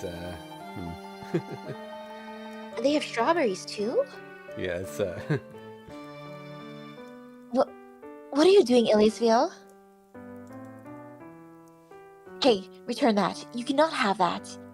You may have the apple pie if you want something sweet. sitting next to each other. The two of them are fighting like close sisters. It's past noon. We three are eating lunch together like yesterday. Well, yeah, the lunch isn't the only thing that's the same as yesterday. The training before was exactly like yesterday's. No, it was more awkward today. I don't know how to put it, but my heart starts beating hard when we see Saber, and I can't attack her seriously now. Saber is also acting strangely, but she never used to overlook such openings. Now she waits for me to attack, and for a while we just stared at each other. What's wrong? It's boring if you don't do anything. I renewed my spirits with that and attacked Saber, but the results were the same. After repelling my half-assed attack, she would not counter and let me go. As I was attacked, I would face Saber again and charge again, but she would overlook me again. The strange time ended up about 10 minutes ago. At Saber's request, we entered the lunch break, and we're eating lunch now. The menu is the same as yesterday. Sandwich. I couldn't just make the same thing as yesterday, so I elaborated on the ingredients, and it seems they really like it. Lily is in high spirits, and Saber caught her breath, faced with the multicolored sandwiches. Oops. What's up? I'm just guessing, but I think Saber must have been getting ready. Anyway, it's much louder today than yesterday. It's raining outside and the floor is cold. It's cold wood, but I think this feels like a picnic. Geez, that is enough, Iliasville. Your clothes will get dirty like that. That happens because you try to eat in one bite like Shiro. Your mouth is small, so you should eat more slowly. Heh. You're the one who doesn't understand. It's even more impolite to worry about manners at a lunch like this. This is a picnic, so acting like this is correct. Right, Cheeto? Ilya munches on the sandwich happily. Saber wipes Ilya's mouth. Yeah. That tickles Saber. It's a bit surprising. It's not just Saber, as Ilya trusts Saber more than she did yesterday. I am surprised. You do not reject me, Iliasville? Why? I like being treated kindly. Yeah, if anyone else touches me, I'll kill them. But I'll forgive you since you're pretty. And you're someone to eat lunch with, so if you like me, I like you too. Ilya says so simply. Saber looks at Ilya, dumbfounded. Ilya's smile was a surprise attack, even for me, who was watching from the side. What? This isn't fun for you, Saber? Well... I'm having fun. It's raining outside, this place is too simple, and I have none of the things I wanted. But being here is fun. It's much warmer than being alone, right? But you're not having fun? She must have felt something in Ilya's smile. Saber lets out a deep sigh and stares at the white girl. You're right. Being like this is fun for me as well. A clear voice. She smiles in a way I've never seen before. My heart feels warm for some reason. That smile was good. That smile was for herself. Not a smile from watching over someone's safety, but a smile because she's happy herself. Shiro, why are you making that face? Did something good happen? Huh? No, it's nothing. Wait, was it making a strange face? Yeah. Yeah, you were. It was like a fatherly face. I mean, yeah, you were. It was like a fatherly face. Like you're watching over us from afar. I don't like faces like that. I don't understand what she's talking about, but does that mean I was smiling? I see. Well, something good happened, so maybe I was grinning. Something good? Yeah, I'd like the kind of smile you just made. I was just glad to see it. I got to see it. I do not understand. You like such a thing? Yeah, it seems like seeing that kind of expression. I like seeing that. It seems I like seeing that kind of expression on you. Saber nods, still not understanding. Oh, hold on, I'm losing a lot of frames again. Come on.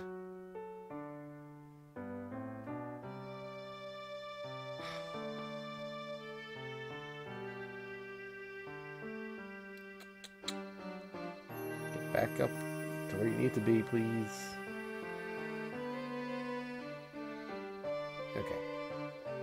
Then, she must have realized something as she smiles and raises her head. I see. Then it is the other way around. What do you mean? I am happy if you are smiling. It is enough for me if you can keep smiling. I can't look directly at Saber. I bet anyone would overheat if they were smiled at like that. Somehow I calm myself down and sneak a peek at Saber. Saber has returned to eating with a calm face. There's no unease in her expression. There's nothing to worry about, but something is nagging at the back of my head. I'm happier if you are smiling. Yes, with that smile, I saw it for the first time. She was saying something entirely contradictory.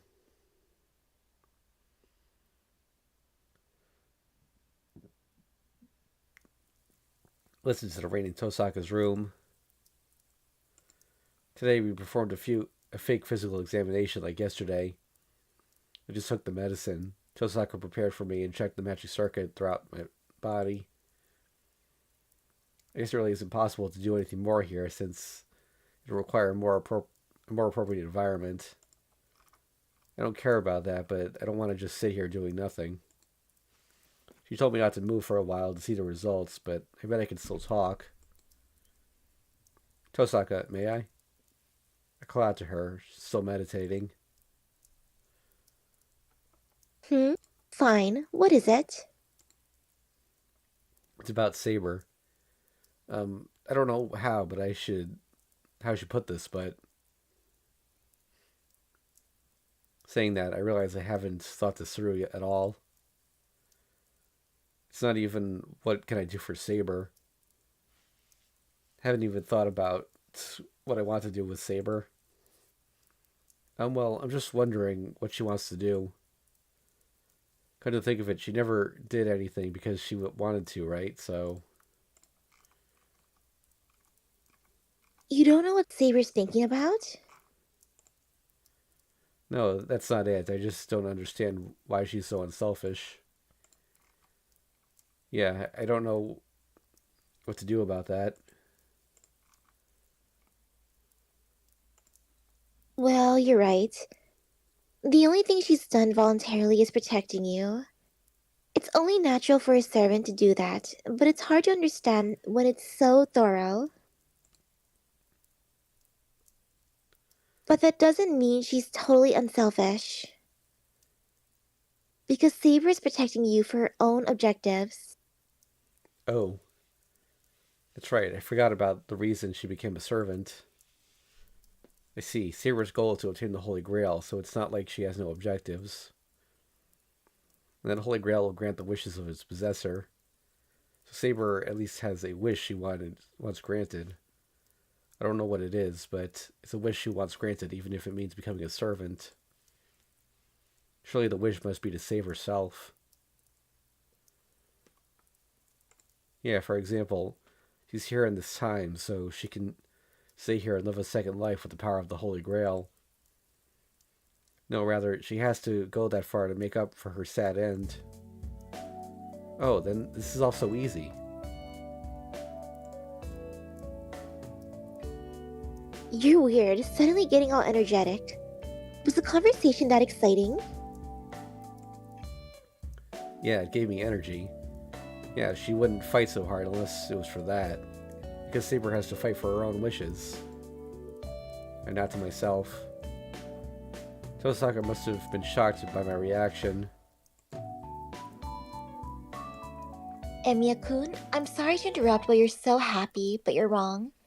Saber wouldn't fight for herself. You know that too, right? Saber isn't like that. She doesn't seek the Holy Grail for her own benefit. What are you basing that on? I can't finish.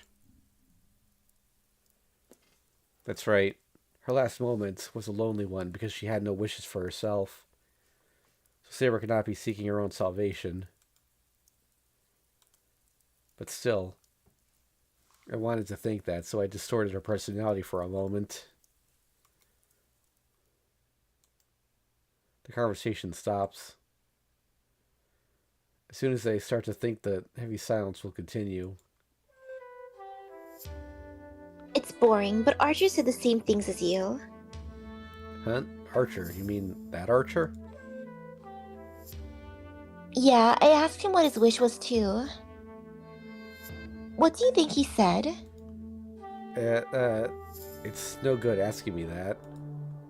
I don't know anything about him. The Archer said that we'd eventually be enemies. He made no effort to talk to me or Saber. But still. He was sarcastic a lot, but I knew he wouldn't have a stupid objective. You'll laugh when you hear this. When I asked him what his wish was, he said this. How about world peace? I just burst out laughing. Then he got timid and said, I knew you would laugh. Well, there is no meaning in salvation by the deeds of others. Let's just call this a funny story. I just thought he became a heroic spirit and got summoned by someone like me, because that's the way he is. I see. He didn't look like it, but he was a fine knight. But don't get me wrong, if the Holy Grail will truly grant any wish, permanent world peace is the worst wish ever. It means there's nothing, right? A world without conflict is dead. If things aren't moving, all they do is rot. And then they get pruned. Yep. Did you say that's Archer as well? I did, and he said, that is how the wise think. I feel the same way, but I am still chasing a foolish dream. Well, I asked him if he had any other wishes, and he said something like, I do, but it is not a wish to use the Holy Grail on. I shall let you grant your wish in my place. He was so snobbish, right? I bet he was a skirt chaser when he was alive. I didn't get that impression of him. So what about it? Nothing. I just meant that are all different kinds of servants. Oh, I see. Well, I think it's a good reference, so it did help me out a bit. Well then, now it's my turn. I'm going to talk about Saber as well, though. Oh yeah, you were saying this morning that you wanted to talk to me about something. Yeah, it's nothing big, but I'm just wondering about it. Do you know the legend of King Arthur? Legend of King Arthur. I've had it forced upon me more than enough times in the past few days. I know what most people do. Well, I didn't know that King Arthur was actually a girl. Yeah, but sex doesn't matter here. Even if King Arthur was a girl, it makes no difference to the legend.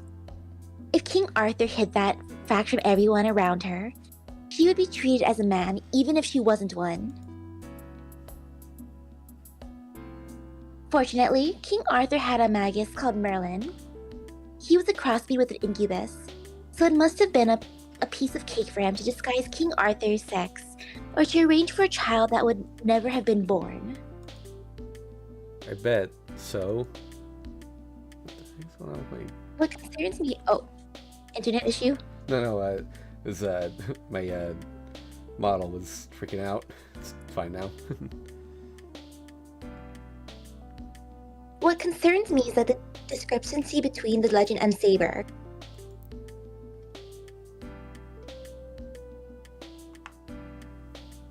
Okay, it lagged for a second. Oh. That's better now. Emiya-kun, do you know what Excalibur is? Why ask now? Excalibur is the symbol of King Arthur. It's a great sword. A gift from the fairies that can cut through anything. That's what I thought. For some For some reason. for some reason, Tosaga acts like she won. Did I say something strange? You did, and that means you made the same mistake as King Arthur. If Merlin was here, he'd yell at you for being foolish. Why? The sword in the stone wasn't Excalibur, right? That sword broke.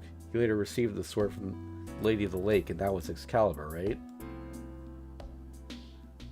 Yep, when King Arthur received Excalibur, Merlin asked this question.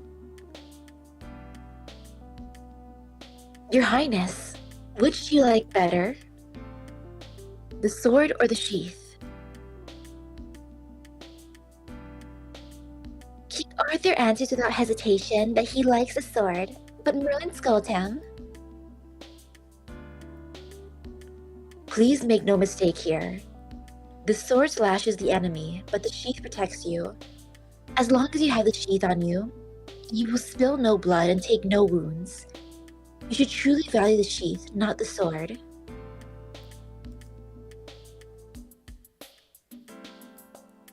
Tosaka imitates King Arthur and Merlin skillfully. You're pretty into this. So, what are you trying to say? You don't understand when I told you this much?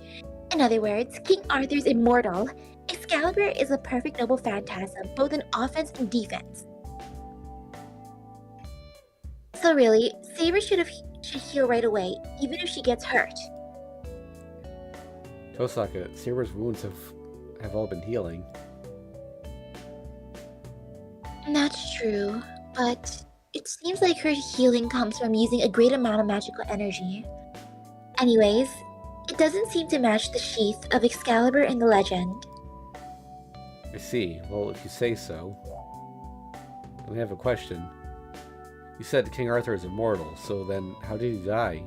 Legend ends with King Arthur's death, right? Huh? Tosaka opens her mouth, dumbfounded.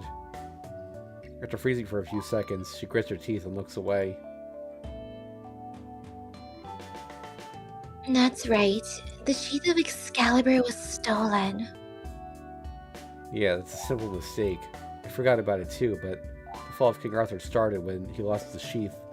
He should never have lost. So are you convinced now, Tosaka? Yeah, you can laugh at me if you want. She's lying. I can tell she intends to axe kick me if I laugh.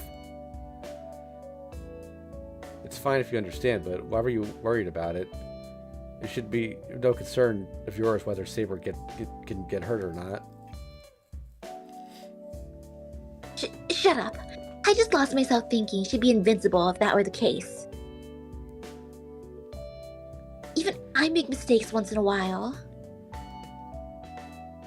This is hard. Would it be good for her if I correct her and point out that she makes mistakes often, not just once in a while?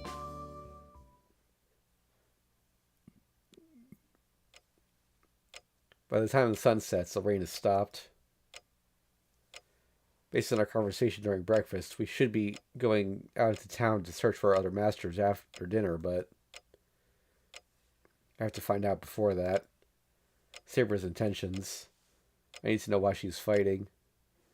I can't ask her straight on. I'll have to try to ask her as indirectly as possible.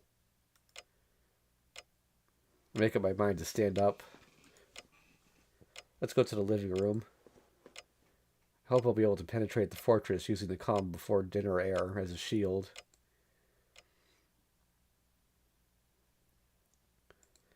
Just hypothetically, what should we do if we win the Holy Grail War? So, since I couldn't come up with any good ideas, I asked her directly.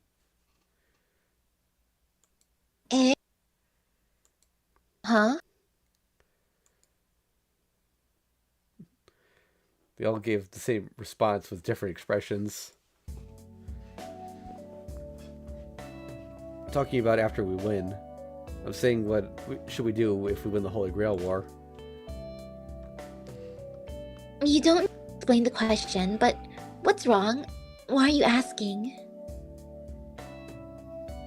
Even though they don't nod, it seems like Saber and Ilya have the same question. I guess it was unnatural to abruptly ask. But I have to play ignorant for now. Well, it just came to mind. There are only 3 servants left, so it's not that weird to start thinking about it, right? There's not much left now, and the end is near. Well, you're right. Even you'll start thinking about it in the situation. Even though you didn't start this because you wanted to, I bet you're curious about the reward since you're risking your life. Yeah, I'm curious. Thank God Tosaka likes the reason things out. I think one of Tosaka's good aspects is to consider anything as a possibility if it sounds reasonable. Well, just in case, though. So how about it, Tosaka? What will you do if you get the Holy Grail? Ask as naturally as I can. Let's see, I only really thought about winning, so there's nothing I wanted with the Holy Grail to grant. I'll get it, but I haven't thought about anything after that.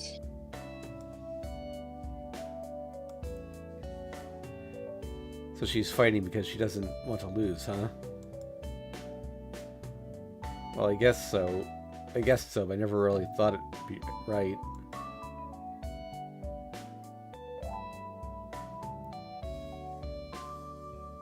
And you seem to be the one thinking the most, but you're actually the one who thinks the least.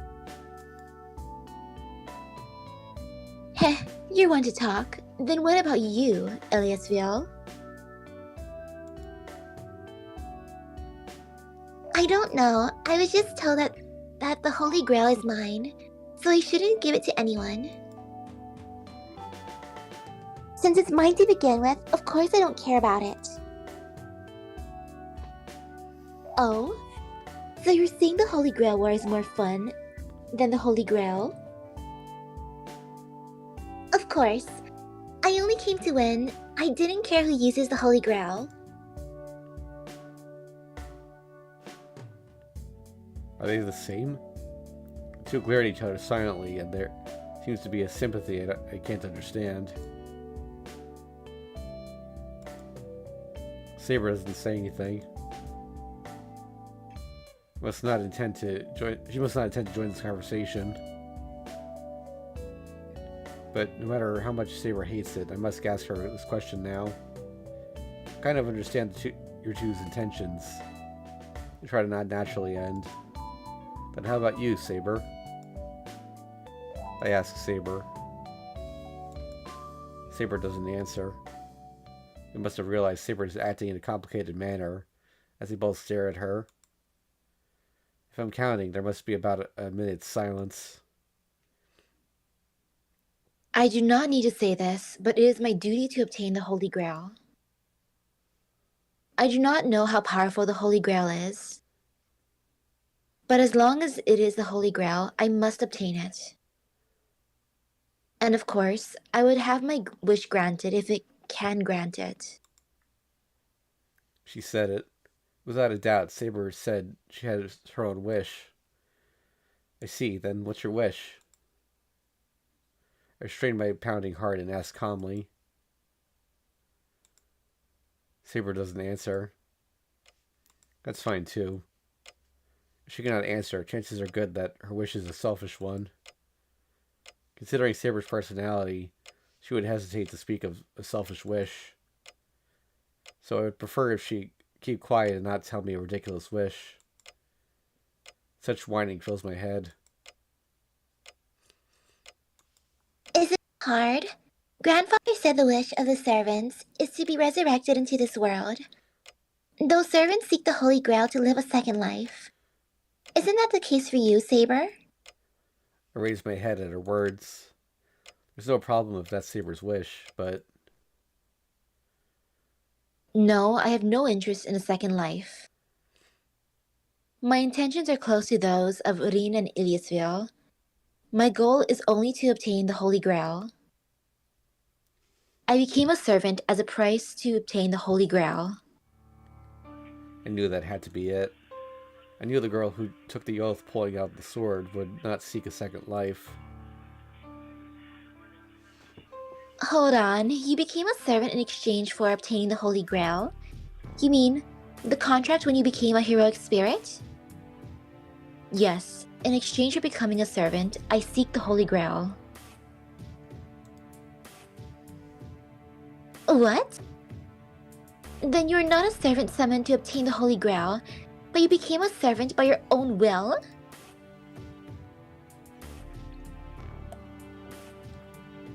She must be really surprised as she yells all this and tilts her head, not believing her own words.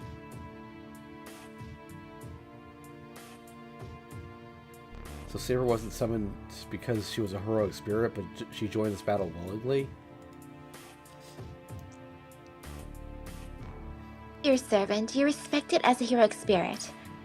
So you can't interfere with this world deliberately. Then you're well beyond the servants' rule. No, that's not right. Geez, hold on, I'll work this out. No, you do not need to do so. I know you do not need to do so. What you said is correct. I am different from the other servants. I have yet to become a complete servant. Not a complete servant. What does that mean?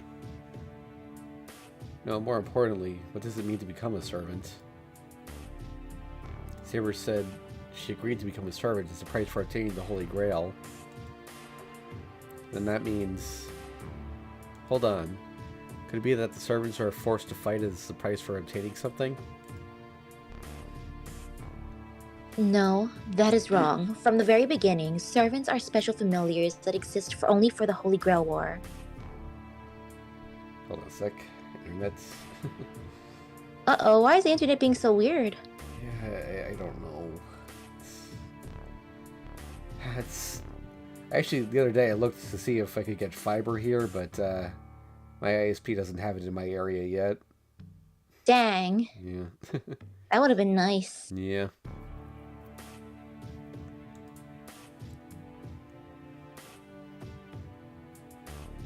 Is it back now? Yeah, yeah. Okay.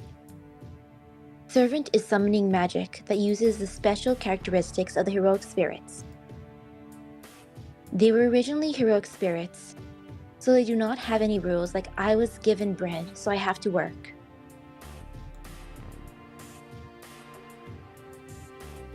Yeah, the servant system uses heroic spirits, guardian spirits.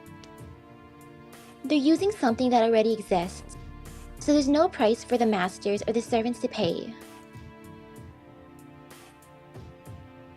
But I've heard that before they become a heroic spirit, they need to pay a price to become a heroic spirit. Heroic spirits are guardians of the people, right? It's like they work for people even after they die to prevent the destruction of humanity and so on. So to become this guardian, a living hero must make a contract with something. This is the contract of the heroic spirits, a ritual to give their existence to the world after they die. The ones who obtain riches from this exchange become heroes, and after they do whatever they want to as heroes and die, they become servants to pay for these riches. So in other words, they go into debt and become a hero, and pay the debt when they die by becoming a heroic spirit. We summon servants by stealing the debt liability from the world.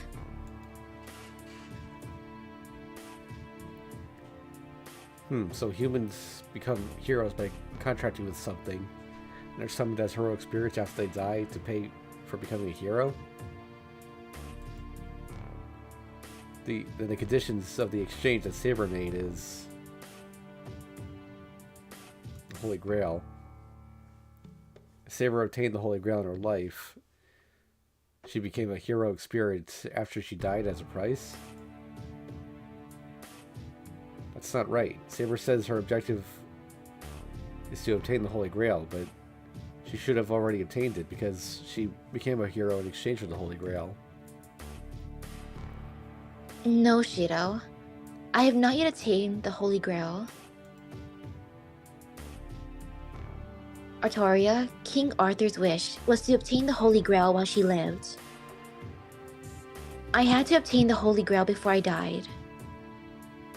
So I agreed that I would become a heroic spirit after I died if I could obtain the Holy Grail. As Rin said, humans make a contract with the world to become a hero, receive powers beyond human, and pay for it with life after death. But I did not need the help of the world to become a hero. Fortunately, King Arthur needed no support to become a hero. She didn't need support to become a hero, so Saber became a hero by her own powers.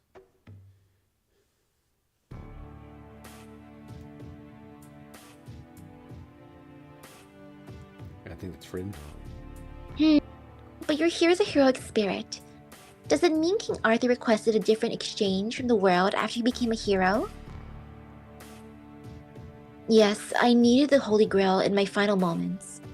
I could not stand not having the Holy Grail. A wish appeared that I needed to have granted.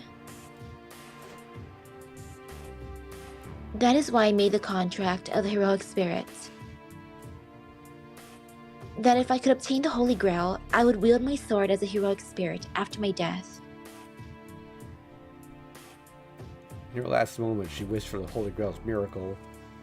I understand how she feels. That bloody hill, the grave of many swords and the many corpses of knights. The lone king whose reign ended in betrayal. The last moment was too unfair. Even if she had no wish for her own before then, she must have thought that I can't die here. I didn't want it to end like this. So if she wished just to prolong her life, she shouldn't be embarrassed about it. I see. So you became able to obtain the Holy Grail by selling yourself off after death. But Saber, your condition was to obtain the Holy Grail while you were alive, right? Then... Yes, I could not complete my search for the Holy Grail while I was alive. I, King Arthur, could not obtain the Holy Grail even at the very end. But the contract cannot be completed like that. For the world to obtain me as a servant, it must grant this the Holy Grail while King Arthur is alive. So,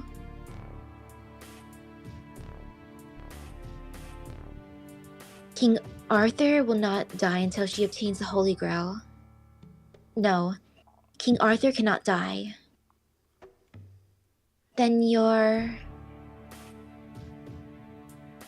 Yes, time stopped for me, King Arthur, at the moment of death.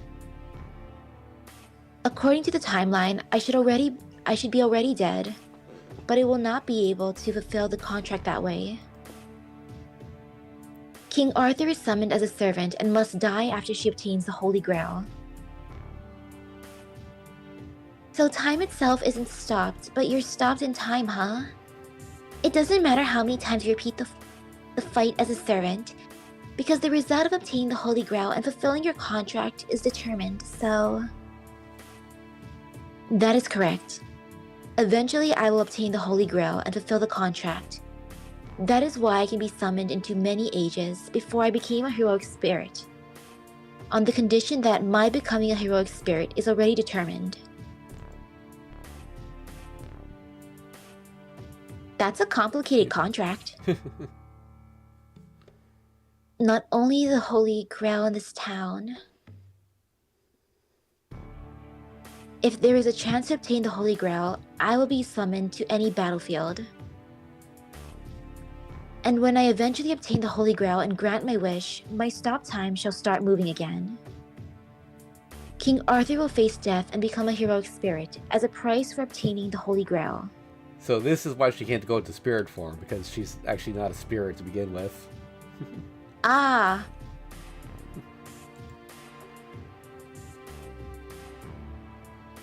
So it's like having a dream you can't wake up from right before your death, huh? This Holy Grail War is just one of those dreams for Saber. And you'll only be able to wake up when you obtain the Holy Grail. Rin, you said that Shiro could not turn me into a spirit form because he is inexperienced. But that is wrong. I cannot become a spirit because I have not died yet. Well, I guess I jumped the gun there a bit. I am handled differently, but I am still classified as a living being. It was the same in the last Holy Grail War. Saber says so as if she's apologizing. I guess because she was lying about being stuck in a physical form because I was inexperienced. I don't really care about that. There's something more important that I have to ask her. Saber, what do you mean by you're not dead yet? I understand that you won't die until you obtain the Holy Grail. From the conversation, I understand that you haven't been alive since the time of King Arthur. But then, what are you right now? You're not a copy of the real body, right? Heroic spirits that are summoned are all like copies of the true body, but I have not yet reached that rank. Until I obtain the Holy Grail, I am called in the form of myself about to die. As Rin said, King Arthur is stopped in the river of time. I must jump forward or backward from that position, and return to that stopped point once I obtain the Holy Grail. I draw a diagram in my head. Let's take a look at this. Yeah. So, Scene of Her Experience is the Throne of Heroes. That's just a change in translation. So Arthur dies. Summon. Okay. Alright, also my internet's freaking out, so let's give this a second. Oh? I think after this scene we might call it a day. Okay. Just before it goes fully poof. Yeah.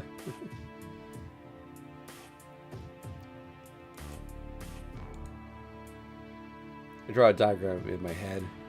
I see. It's pretty simple once I visualize it. King Arthur is stopped the moment before death. The flow of time doesn't care that she's stopped. It keeps flowing, and we're at the present. She jumps to each time as needed and returns to her time after completing her duty. to the original time.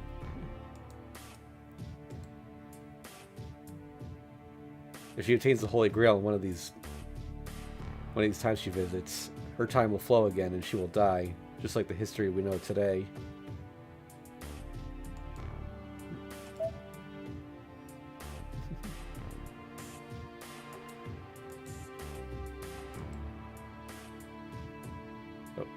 The heroic spirits must exist like this.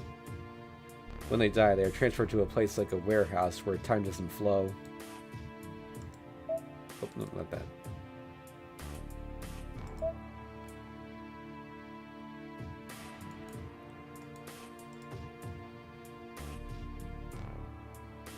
And they are summoned into various ages to disappear without returning.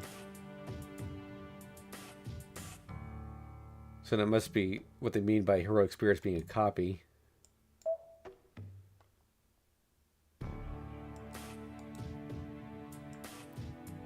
It's like a clone made from their DNA.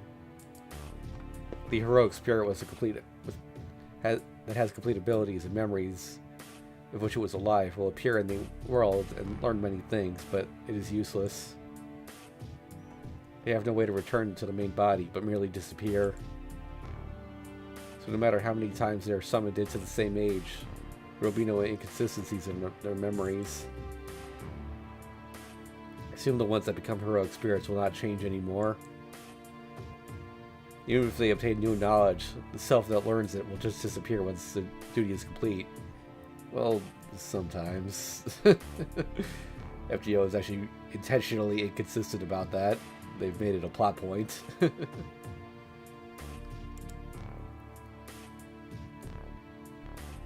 In that regard, Saber isn't a complete servant, because Saber returns to her own time even after she is summoned. To the self that is about to die on that bloody hill. And now you understand the very last scene of Fate Zero. Where, okay. Yep.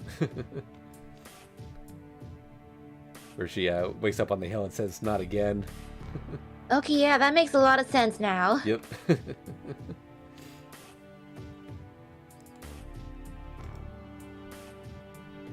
Hold on, then what? You're going to take it back to your time and use it if you obtain the Holy Grail? That's altering the past. Time travel and management of parallel universes is sorcery. There's no way you'll be able to there's no way you'll be able to do that. Cough, cough, ray shifting. Yep.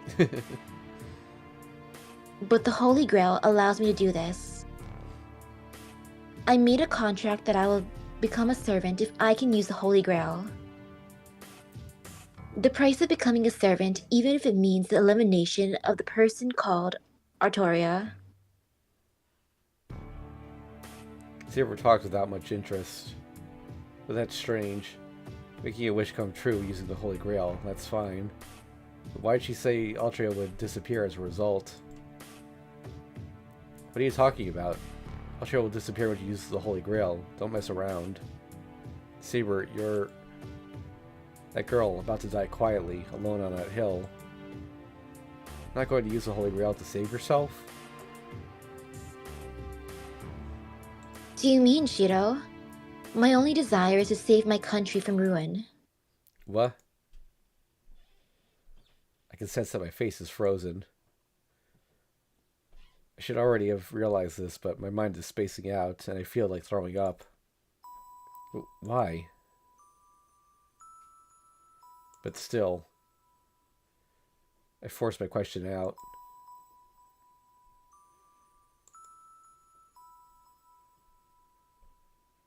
It is obvious. I could not protect my country.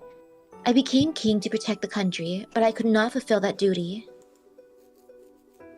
I thought at the time that perhaps the sword chose me by mistake.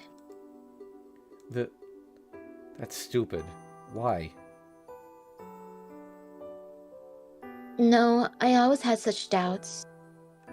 That I might not be the right king. That there was another hero that should have been chosen. At that time, when I pulled the sword out, There must have been a suitable king who would have been able to save the country I could not. So if I could redo the selection of the king using the power of the Holy Grail, then...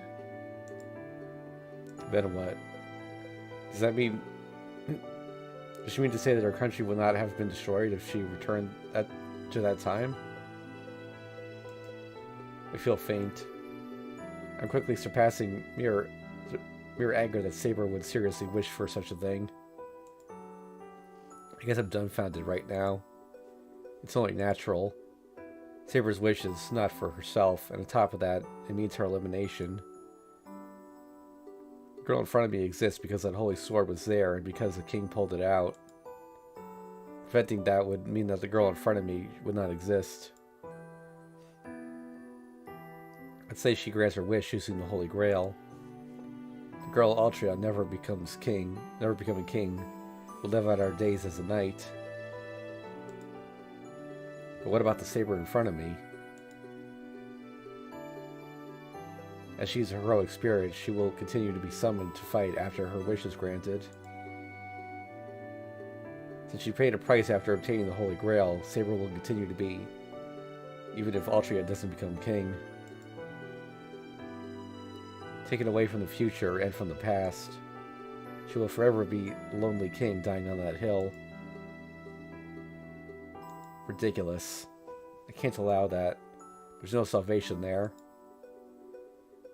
Even if she did redo everything, and there really is a more appropriate king, and our country lasts longer as a result, and even if she is saved, it's a lie.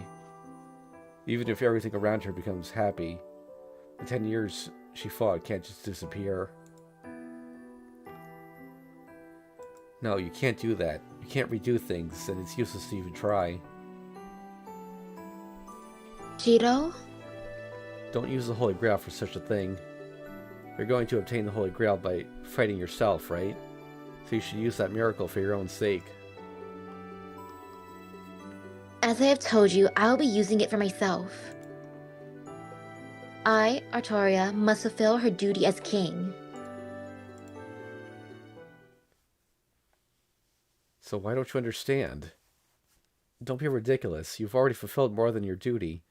You fought that much already. You didn't give up even when you were betrayed or feared. You didn't let go of your sword until the very end on that hill. So why? Why do you have to keep such promises even after you die? Saber was astonished. Oh, it's too late to regret what I've said. I shouldn't have admitted that I didn't see Saber's past. I shouldn't have admitted that I see Saber's past in my dreams. Heavy silence. There are no words to give her nor any words to reply. I can sense that anything I say will backfire in this situation. But still, I can't just stay silent. Saber, I don't like it when people aren't rewarded for their hard work. It's meaningless that way, and it's just too unfair. I know it's a childish ideal, but I want to believe that people will get happier the more they work for it. I won't lose to other masters. I'll obtain the Holy Grail for sure. So please, grant your own wish. If you do, I'll actually be able to find some meaning in this stupid war. That's the conclusion I've reached. I don't know what the Holy Grail is, nor if it's right to obtain it. But if Saber will be saved even a little, I'll be able to try with all my powers. Oh. The loud bell rings out and the house falls into darkness. The surrounding air changes immediately. Even though the light suddenly went off, nobody says a thing and tries to feel the surroundings. The loud ring stops and the living room is silent. But the sound of light that's rubbing against light things rubbing against each other can be heard in the distance. The boundary field in this house? I nod silently. The sound is the same as when Lancer intruded. And this must be... The sounds are increasing and coming closer.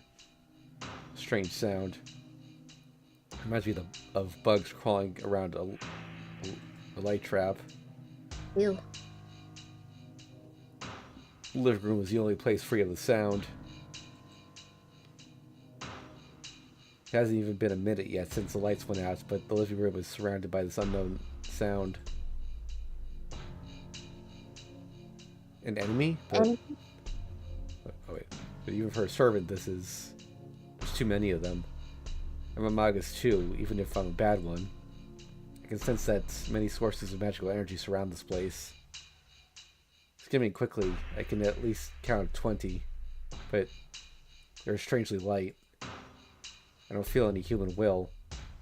Things make the sounds are like empty puppets. oh, they did come.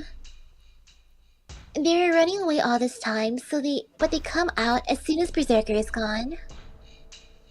Really, this servant is a schemer. Oh, unlike the three of us who are tense, Ilya is strangely calm. You can tell, Ilya? Course, I can sense any servant. The one outside is Castor.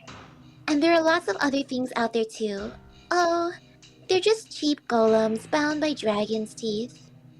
Ilya says simply, and the sound stops at the same time. I take the wooden sword I keep it in the living room. Tosaka and Saber seem to be waiting for me to make a move. Why don't we save it there for today? Little cliffhanger. All right. So thanks for watching, everyone. Sorry if I don't know how the connection stuttering looked on your end, but hopefully it wasn't too bad. So yeah, we will be back on tomorrow at the same time, and hopefully finish the Fate route. We still got a ways to go here, but we might be able to do it in 4 hours, maybe 5. Sounds good. Yeah. All right. So we'll see you then.